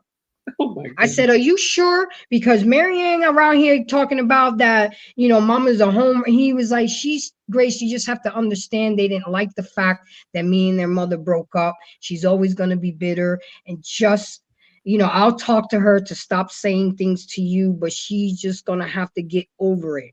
I mean, my dad's own family stopped talking to him for 5 years for dealing with my mother. Why? Because it was out of the culture. My mother was melanated. He wasn't supposed to. He was supposed to stay within the Italian. So you see, it's crazy, but I had to get to the bottom of it because I didn't want to be known. I didn't want my mom to be known as a homewrecker. No, she worked at his factory. She made it a point not to marry, not to be. She said, "I'm not coming to this country to be with no broke man. I could have just stayed in my country and lived like a queen." My mom is Dominican, but my dad was single, readily available. He was one of the owners of the factory. All she had to do was bring him that paper plate with the tin foil. Got him. 37 years. Wow. But I learned. My mom wasn't the perfect mother because she was a selfish one. It was all about. My dad had a trophy wife. She was a trophy wife. She was young and beautiful. I mean, he dripped her. But there was a lot of things, you know. I used to call her Mommy Dearest. I know y'all seen that movie, Mommy Dearest. Boy. Yeah. So, but at the end of the day, I learned from that. I made mental notes when I was a kid. I'm not going to do this to him, to my child. I'm not going to do that. I went and got help. I went and got therapy. I did the healing. I did the research. We have, Alicia, how do we stop it? We take it upon ourselves to decide, look, we're going to stop doing this. We're going to get the help that we need. We're going to stop picking people that poor father, he would have been called a deadbeat dad if he wouldn't have come to the games. Oh, yeah. And now he wants to coach, and now you still don't want to let him see it. Wow. I mean, which one is it, ladies? What we doing right now? But the thing is that the boys will grow up. Of course, I love what Aunt said. Right now, the boys will grow up, and they're gonna have some problems with her. And this is the truth. Because I'll share with you this, and I shared on my show as well. My eldest son, who is 30, I did the same nonsense. Me and the daddy couldn't stand each other. Okay, we couldn't stand each other. I was a teen mother, and I'm gonna share something with you. Even though I was a teen mother, that shit don't make it right. That shit don't make it right.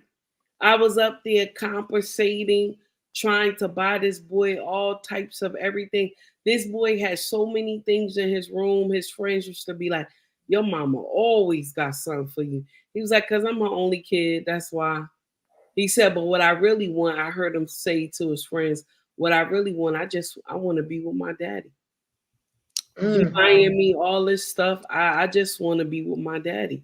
That's, I'm compensating him because the daddy is not there. And I remember his father had bought him an old pair, not an old pair, but it was new at the time, some boots from Marshall's back in the day. Or was it Burlington? I'm not sure. And these boots, the heel started coming off of them. It wore 'em out. I'm telling you. And you know what he did? He used some tape and wrapped it. Oh. Mind you, I have always put him in Tim's or either Jordans. Okay. That was his 2 signature pair of shoes. I've never let him wear name brand stuff. Never. That's my first and only child before I got married. I've never, ever. Okay. Always dripped this boy. This boy had so much clothes, shoes that his friend who didn't have a lot, he would give his clothes to his friend and his shoes to his friend. And his friend used to tell him, you got a good mama. And he told him one day, he said, I just want to be with my daddy. I just want to be with my daddy. And all that stuff, I remember he wouldn't take them shoes off. The principal called me about them shoes, asked me, was we in financial hardship? Oh, boy. And I told her, I said, no, we not. I said, he got about 10 pair of Timbs in the closet. His father bought him them shoes. I said, please just allow him to wear them until he decide he won't wear them no more. And she said, oh my goodness. I said, yes. First pair of boots he got from his daddy. And so he excited. He do not want to take those shoes off. So this is why I push that. Let the daddy in. No matter what the daddy do, let him in. Because let me share something with you. You up here judging the daddy. You talking about he in the street, he doing this, but you still fucked him. That's the problem. You still slept with him. He was doing all this before, but you still slept with him and you got pregnant. Let him know his father. And I'm going to share something with you. My boy is 30 now. He don't say she to me because it's painful. He wanted to know his father. He wanted to have a relationship with his father. And it was other stuff that got into play into it too. But I was in the wrong. As a mother, you got to come to that conclusion. You were in the wrong. And I knew that I had raised him wrongly because all I did was throw money at him. And you were feeling guilty. Yes. That comes from feeling guilty. And like you say, you were overcompensating your guilt by showering him with materialistic things. And it don't work. It don't work because when they get Never older, does. they remember all that foolery. And then when I got married and had children, with my husband, I learned that shit don't make no sense. Because what they needed, and even what hurt my son the most, is that he said, Mama, look at the rest of them. They growing, they gonna grow up with their father. Look at them. And I told him, baby, I'm sorry. And he was a teenager when he saw the other ones growing up. And he said to me, Mama, you failed me. That's why I always put, if y'all ever hear my show, I always say, you failed them. You failed them because it makes me remember. And he said, Mama, you robbed me. That's why I call women who do that to their children, I call them robbers. You a robber and a thief. Because when we don't choose the right men to give that BJJ to, because remember, you're not going in thinking you're going to get pregnant. But you got to put in your mind, if you're not protecting yourself, this man can get you pregnant. You got to start thinking like with some common sense. Is this the man you really want to have a baby by, or he just look good for right now? You know what I'm saying? Because now you let him shoot up the club and a baby come, and this man is not. That's why I always say all of our brothers are not meant to have children. All of our sisters are not meant to have children. You understand? True. Here we go. And we just repeat the cycle. And my son said to me, Mama, you robbed me, because look at my siblings. They with their daddy. Their daddy is here. You know what I'm saying? Their daddy is loving on them. And I'm going to share something with you. None of our kids in this house wear name brand clothes, shoes, or anything. They don't care nothing about that stuff. They don't care nothing about that stuff. All they know is that they got their daddy. They daddy get on their nerves sometime when he get in their face, and they be like, Mama, daddy hard. I like, that's your business. That's your father. I don't know nothing about that. I walk off. Shit, he hard on me too. You know, he on you. He got a problem with me too. So you know what I'm saying? But it's sad. It's sad. And you know what the bad part is? When those boys get grown. This is how you know you failed your children. Ladies and gentlemen, listen to this. This is how you know you failed your children. When they get on, if you do get them on the phone and they hurry up and rush you off the phone, that's how you know you didn't handle them growing up. I've been there with my mother. I'm telling you, they don't want to hold no conversation with you. They'll say, okay, have a good one. I do it to my parents. I do it to mine. As old as I am, I do it to my Mama. How's everything? Everything's good. Oh, da da da da. I'm like, Mama, you know what? I just wanted to know if everything was all right. That's, you know, I just and I love you, and I just and my father the same way. Hello, hey, Daddy, love you. This and that. How's everything? Everything's good. I'm like, okay, just wanted to know. Talk to you later. I gotta run. You know what I'm saying? I just want to know you okay. You know? I'm gonna take it up a level deeper. When I remember when I was 16 years old, and I told my mother, you better learn how to speak English and you better learn how to take your affairs, because daddy's not gonna be around forever. And I told her straight up, and maybe I was wrong, but I said, I am not going to be the daughter that you're going to need me in the latter part of your life, because you was never the mother that I needed you when I was growing up. Oh, wow. And I took heat. I stuck to that. I still know. I know. And I know maybe I was wrong, and I got what the was her therapy for response? that, but I'm sorry. You when I was a child, you didn't protect me how you were supposed to do. You didn't do the things to protect me. You just shoved it underneath the rug, and I was supposed to just get over it. And no. And my mom passed. This was the first Mother's Day without my mother. And I know this sounds cold and heartless, and I'm being vulnerable with you guys right now.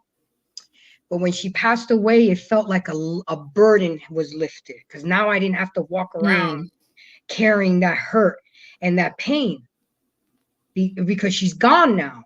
What I did do in 2019, that I flew to DR and I sat down with her and I told her, I forgive you. But I didn't maintain a relationship with her, but I had to forgive her for me. Exactly.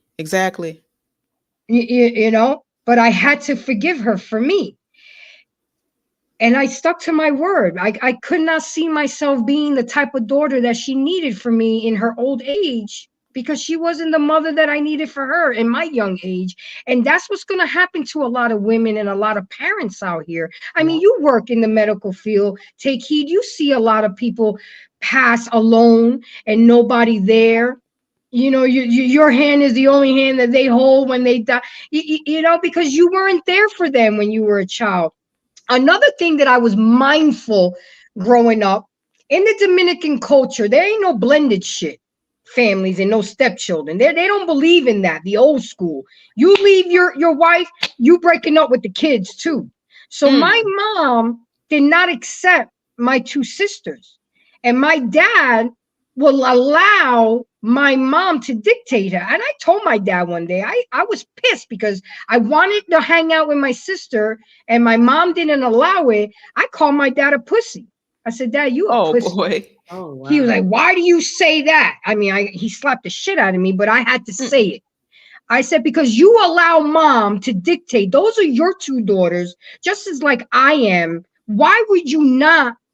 You're the man. You're the father. Those are your kids. So I made sure when I married my ex, he had a son from his first marriage. Whenever he walked in that house, he was part of all the holiday pictures. Christmas, he got gifts.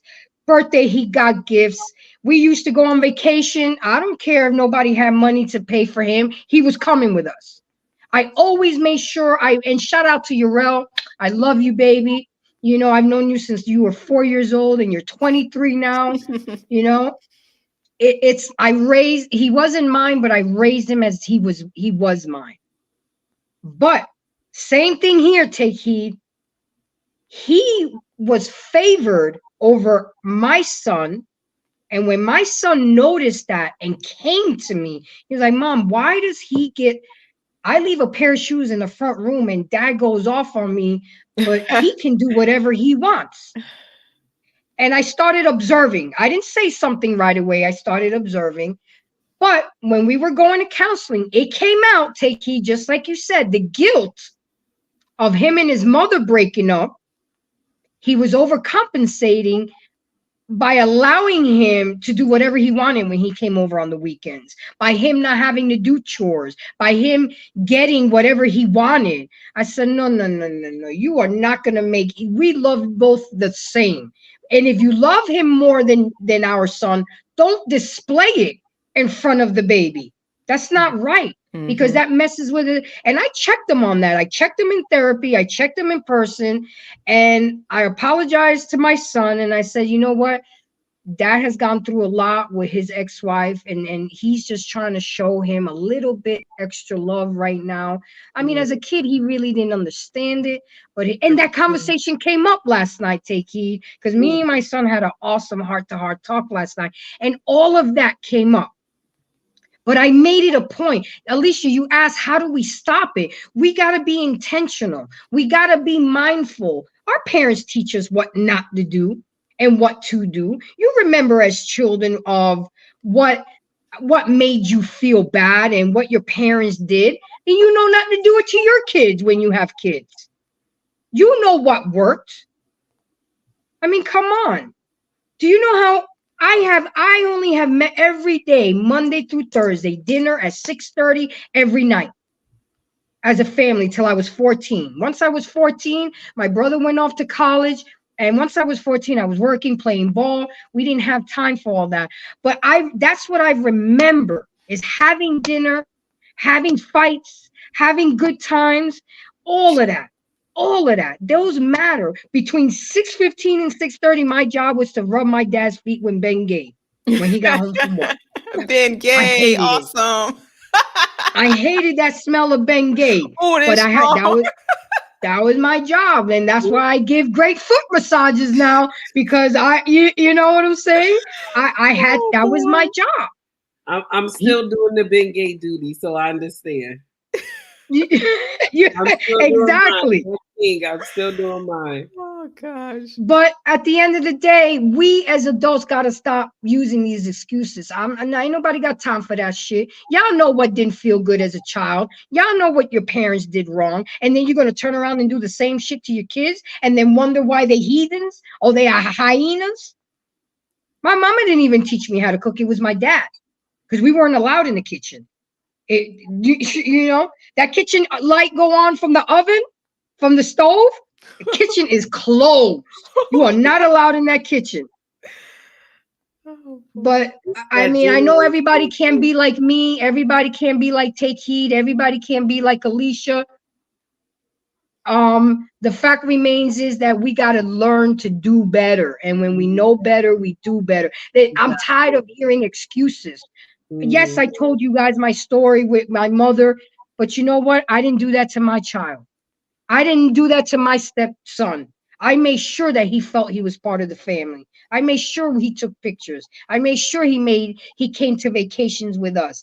I did not in any way neglect him or made him feel that he was lesser than my son. Sometimes I think I overcompensated because I sat him down one day and said, do you know how lucky you are? You have two sets of parents.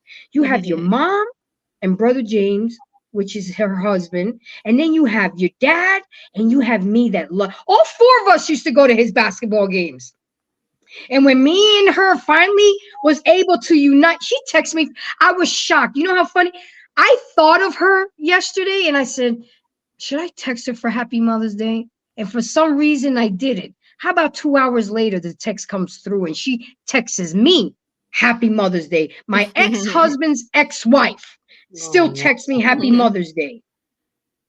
Because we learned to get along and coexist. It was rough the first 5 years. I ain't gonna lie to you. Cops were called. I was threatened that I kidnapped the child. I mean, it was rough. But we finally found a way.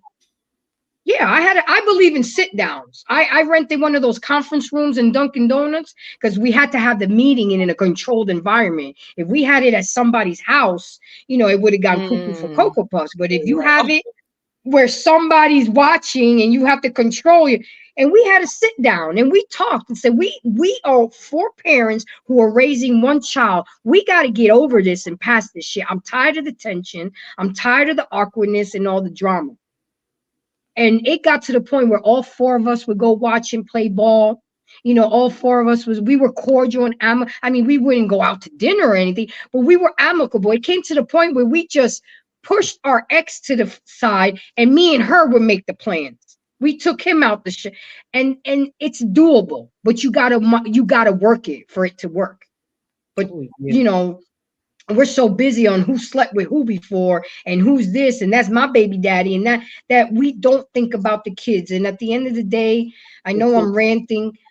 It's about the kids, because it's these kids that are our future. It's these kids that we're gonna end up taking care of us when we're older.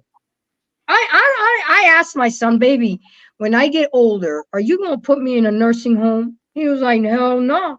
I said, well, what if your wife don't want me there? I said, well, she's gonna have to understand because you the first one in my life. And I said, but wait, you have to remember when you're married now, she's your number one. I'm going to make sure I do everything possible in myself not to put myself in that position where I have to come live with you. I said, he said, but mom, at the end of the day, she's going to have to accept it because I'm not putting you in no nursing home. And he was like, well, mom, you probably be running that nursing home, playing spades, smoking a J. You know, I said, I probably will. If it's a nice nursing home, I'll be chilling. But the fact remains is that our kids are going to treat us and love us how we treat them and love them when they're young. It's true. It is so true. I said the same thing. But I'll tell you something, Grace. I do not want my kids to move me in their house. I ain't going to lie to you. Oh, Take Heed. I was thinking the same thing. That's my mom said. No, I don't want them to. Listen, I told my children, you know, my husband doesn't believe in it. He doesn't like it. He said, leave him in his house. More than likely, we will retire back in Nigeria. But he said, leave me in my house. I do not want to go to a nursing home. And I told my kids, if you have to put me in a nursing home, put me in a good one. Put me in a good one. I don't want to come live with y'all because you are starting your life with your husband or your wife. You know what I'm saying? I don't want to, when my son get married, I don't want to come stay with him. When my girls get married, I don't want to come stay with them. I don't want to be that burden. I'm not saying that I'm going to be some type of hellraiser, but I want them to do their own thing, and I go ahead and just continue on mine. Because, God gonna call me to glory. So I don't want to be like always in their face and stuff like that. And it's not me trying to make anybody feel bad, my kids feel bad, but that's how I feel. Because I want them to be able to live their life. I have lived mine. Exactly. My mom said the same thing, and I thought it was so strange. I said, who says that? You are the second person I've ever heard say put me in a But nursing you know home. how many mothers put burdens on their children? You have to take care of me. I birthed you. I told my kids to put me in a wheelchair and roll me off the mountain. Man, they're not gonna be able to collect the insurance money. I want my child to want to take care of me. But the thing is, take heed. The difference is you have a husband to fall back on. When your kids leave the nest, see, that's what these single baby mamas don't understand. You want to have kids by yourself, but at the end of the day, when these kids grow up and don't pay you no mind, you're going to be by yourself, or you're going to become a burden to you. You can't force yourself to your children. No, you can't, but it happens. And I'm gonna share something with you. Yeah. If my husband get called to glory, God forbid, but if he does, I'm gonna tell you right now, I love my children. Let them get grown and everything like that. But in our old age, if my husband get called to glory, I want to go like right after him. Like I don't want to have to be here without him, because this is my I like to aggravate. He's the lighter to your cigarette. Yeah. I like to aggravate him. You cannot just pass away to glory and leave me here. You know what I'm saying? You will not have peace in the afterlife. I always tell my husband, he's like, why are you like this? I'm like, yes, you can't have peace in the afterlife. I have to come too. He always laughs. He's like, girl, you crazy. But it's just, that's how I feel. I don't want to be on my kids. I want them to be able to do their thing. I don't want them to have to take care of me. I want to be able to take care of myself. I pray until God call me home. But it's true. He's talking about you're gonna get that man in the casket, take heed. You're gonna get in there with him. Take heed. There is such a thing of people have died of a broken heart.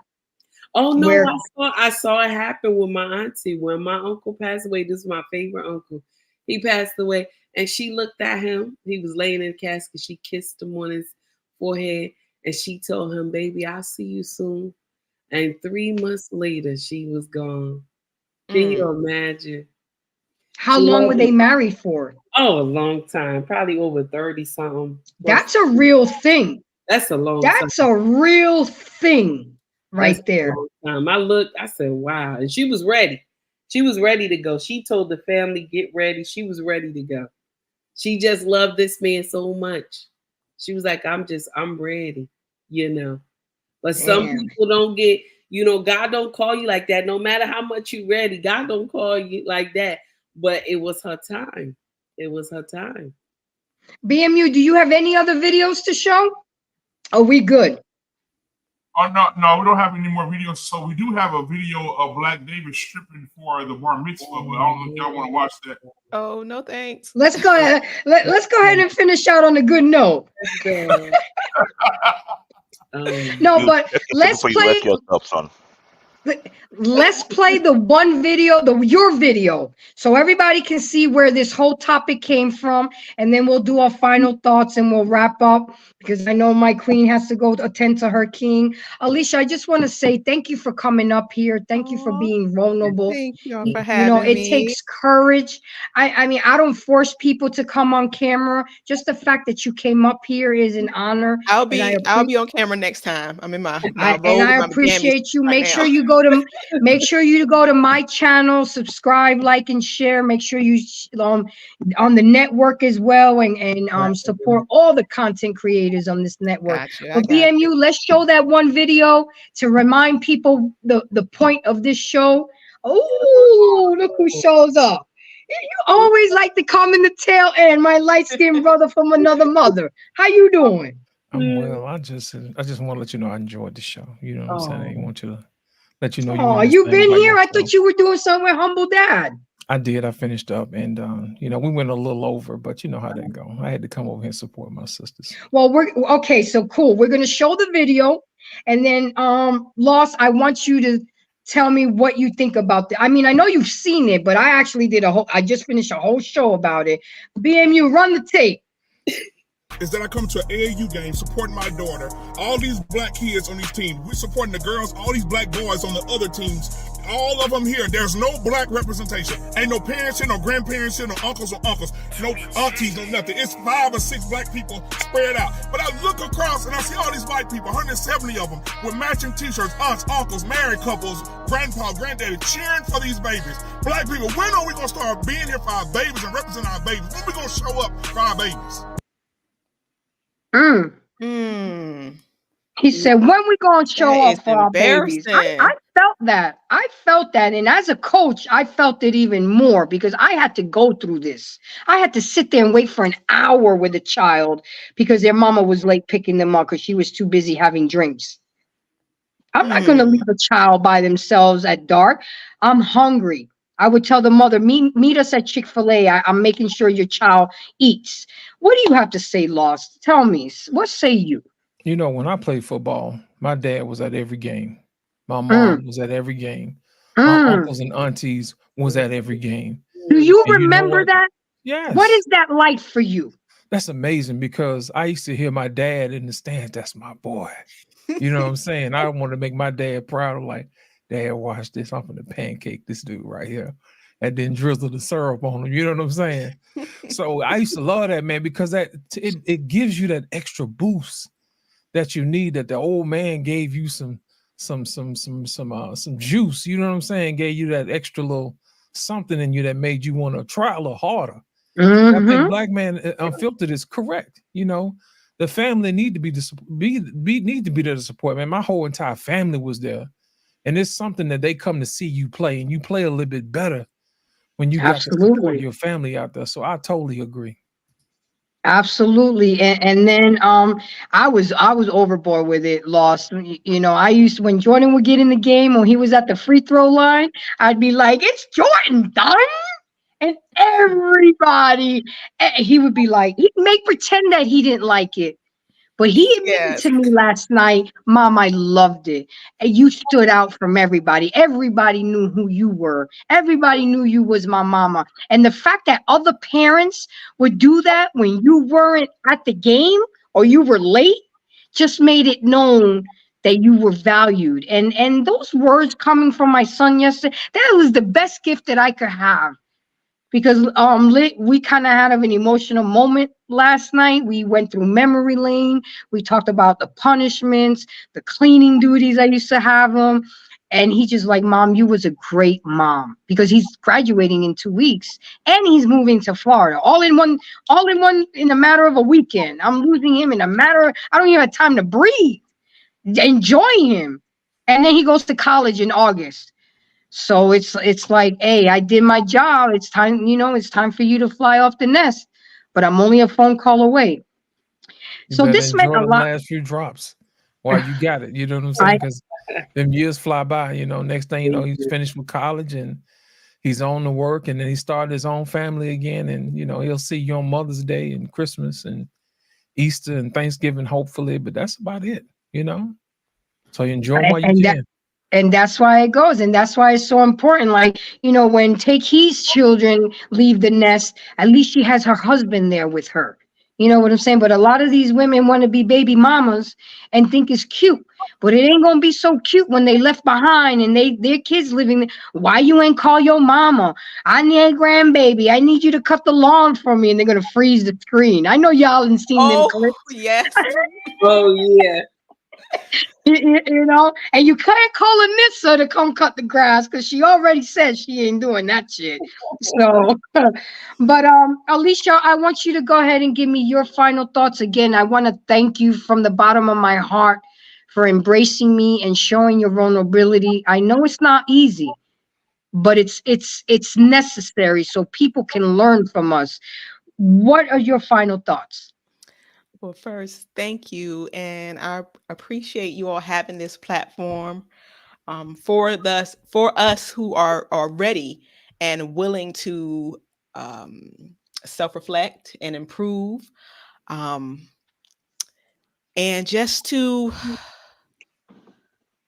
I'm constantly asking myself what we can do for those who are on that journey, what we can do for those who are a little behind us to help them out, help them along. Um, I think the best, I don't want to use the word advice, but I'm going to use it. I guess the best advice would be to try to separate emotion from reality. Look at the future. Look in the future. I love a quote I heard from somewhere. And in that moment when you're doing whatever you're doing, either whether it's yelling at your kid or yelling at the father or whatever the case may be, picture yourself, you're 20 years old to come back in time in that moment and judge yourself and react based on that. I don't know if that made any sense. No, it did. It did. Well, thank you all. I appreciate you all for having me, and I would love to attend again. Absolutely. And make sure you go to my channel and subscribe to everybody's channel here because we do some great work over here. We grinding 7 days a week. 7 days a week we grinding. And take heed. Go ahead and give me your final thoughts and thank you for everything that you do and all of you. I'm learning from you. Okay, that's why I tune in on your. I'd be mad that I gotta be at work at 10 in the morning, but I'm off every Thursday now, so I'm definitely gonna catch you on Thursdays. You did a show on Saturday. Do you do shows on weekends now? I have always. I try to do 7 days a week, but sometimes it's hard. I and know things to do and I can't, or I want to spend time with my husband. But I do. I know that's right. Yeah. But I just want you to know that I learn from you. I laugh from you. I cry from you. I be in my feelings when you be talking your shit. You're good for the community. You're doing the work. That's why I got territorial with that comment. I know you told me to calm down, but nah, you're not gonna come at the queen like that. I went off. You ain't got nothing nice to say. Don't say nothing at all. Don't come for her. It's okay. I got trolls. It's okay, baby. But I'm gonna share something with you. Thank you, Grace, for saying that. But I'm gonna share something with you. I'm just talking shit, Grace. I'm just talking shit. I'm not. I don't have stats and charts and all that. I don't go and do my research. I'm just talking from experience, baby. That's all. But I'm gonna share something with you. I remember our daughter. She's a theater major, right? And she goes to an academy over here. And our other daughter, she goes to the same academy too, but she's going to school for law. So they had a show over here at one of the high schools.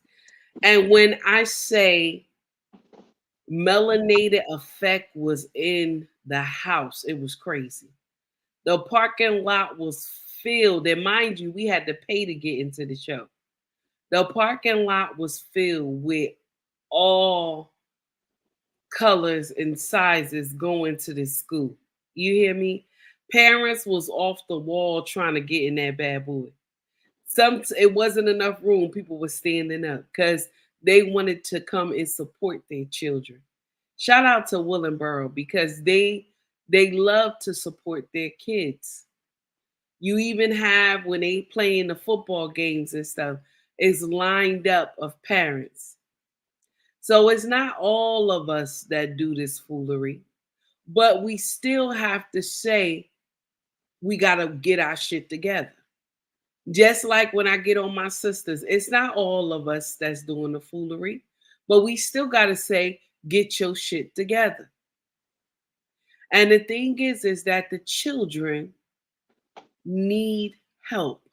So what that is, what I'm trying to say, and what Grace is trying to say, and what Black Man Unfiltered is trying to say, and what Lost in Translation is trying to say, is that a mindset change needs to be done.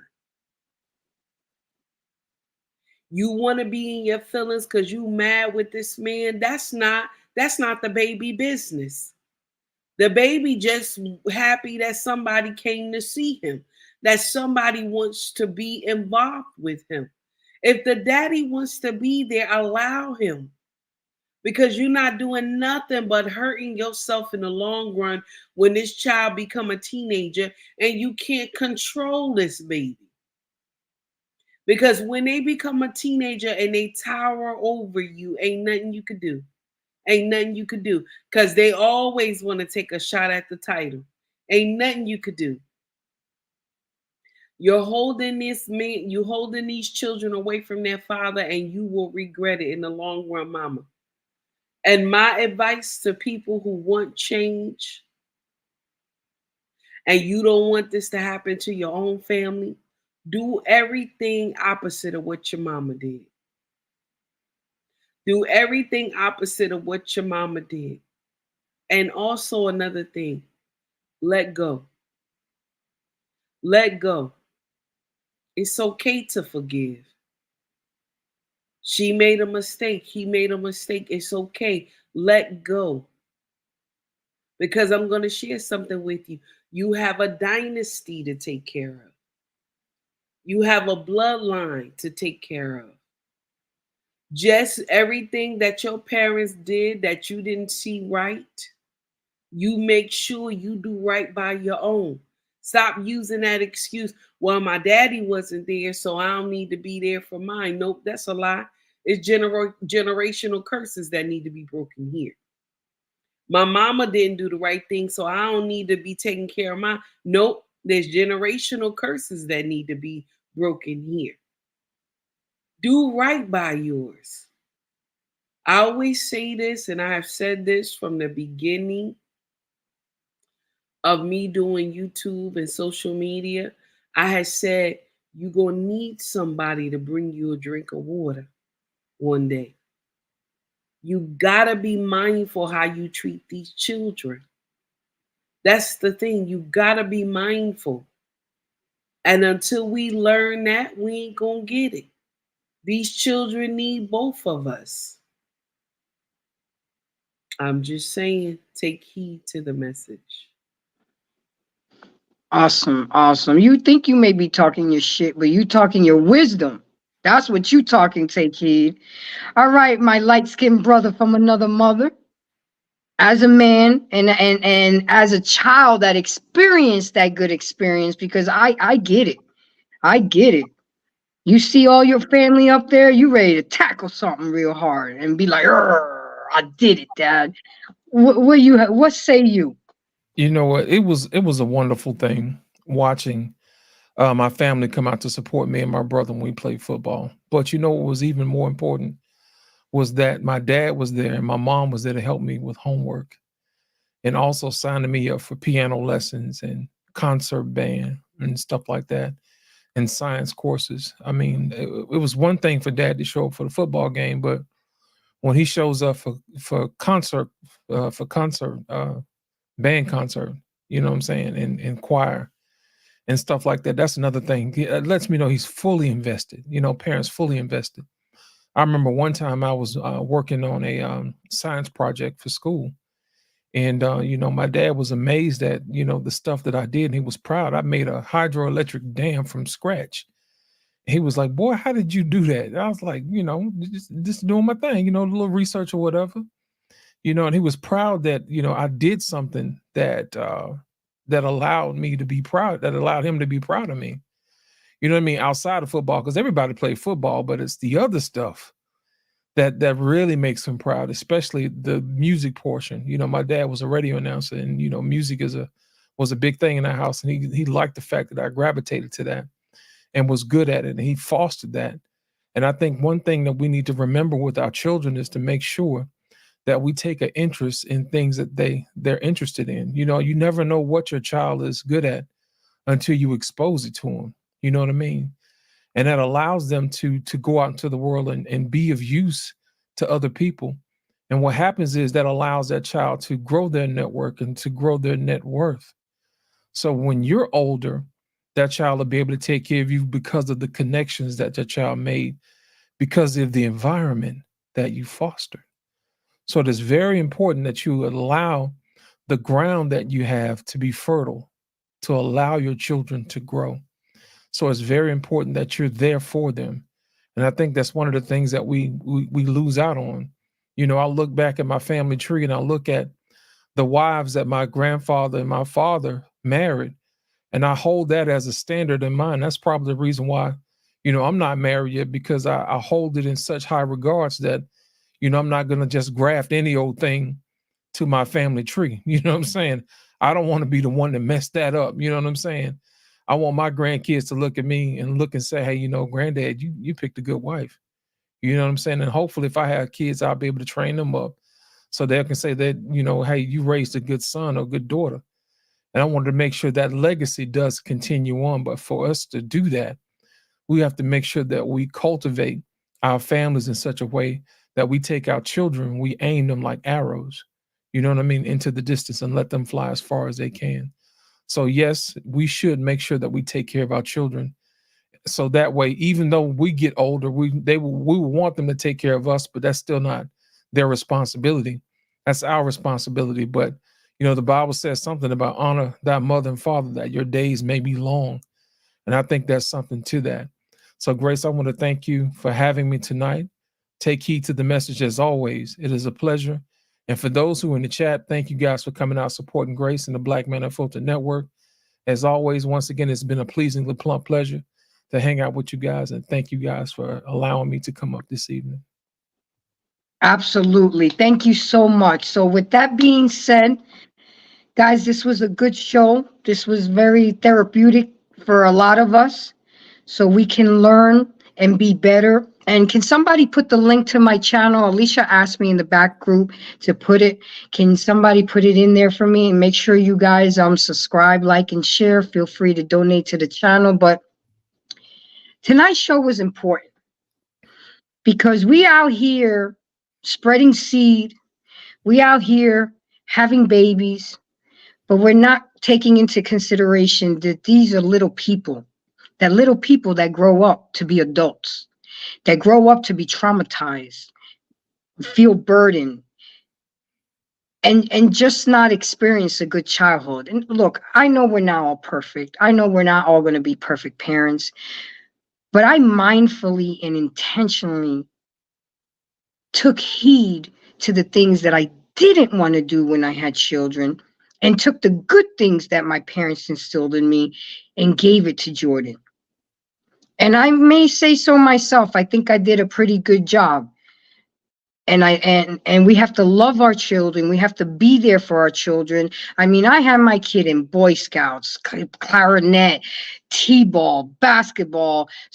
I mean, I had him experienced and exposed to him to a lot of things. He went on an airplane early in age and let him travel by himself. See, the thing is, we gotta be able to let our children be exposed. We gotta be able to teach them. We gotta be able to trust them. We gotta be able to allow them to grow. Allow them to come talk to you about things. Go to their games. Support. You know, we'll stand in line for hours for a Black Friday in the club and to buy some Jordans, but we won't go to the PTA meetings. We won't go to the to see the teacher or the counselor. We won't go to things that really matter, because those things matter, guys. Children, you have to create memories with your children. That's what matters. All that materialistic shit fades away. It does. Yes, I appreciate that my dad gave me everything my heart desired, but I also wish that I had spent more time with him. I also wish that he would have been in the stands watching my games. I also wish that we would we would have done more. But don't get me wrong, we did a lot. I just wish it was more, but because he was so busy providing for us and making sure that everybody was comfortable. His 2 daughters from his first marriage, his 2 kids from his second marriage. Now he took care of my mom's mother. He just did so much for everybody. But we got to be there for our children. Embrace your children. If you don't know what to do, get help. Ask for help. Call a friend. Talk to the pastor. Talk to a mother that has kids. I look at some mothers that have 2, 3, 4 kids and they're by themselves. I don't know how they're doing. And God bless y'all, the good ones. Not the ones that leave their toddlers at home to go take a 10-day cruise. Not the one that leaves the ones in the car while they're out there having drinks at the bar. But I'm talking about the grinders. Those mothers need to teach the younger ones. So with that being said, I just want to thank the Black Man Unfiltered Network for allowing me to embrace his audience and his subscribers. I also want to thank my subscribers. Make sure you go to my channel and please support the network and support all the great content creators that are on here, because we are grinding 7 days a week for y'all. We mean what we saying. We say what we mean. We out here trying to make a difference. We ain't about all this goddamn beefing. We ain't about this petty shit that's going on with celebrities, because ain't nobody got time for that. We are for the regular folks, the common folks, because that's where it starts, the community. I'm not going to bother dealing with rich people problems. I want to deal with us, the little people, the ones that need the help. So continue, my embracers, to send me those emails, those texts, anything, because I get a lot of topic ideas from my own people, from my own other content creators. So again, don't forget to like, subscribe, and share.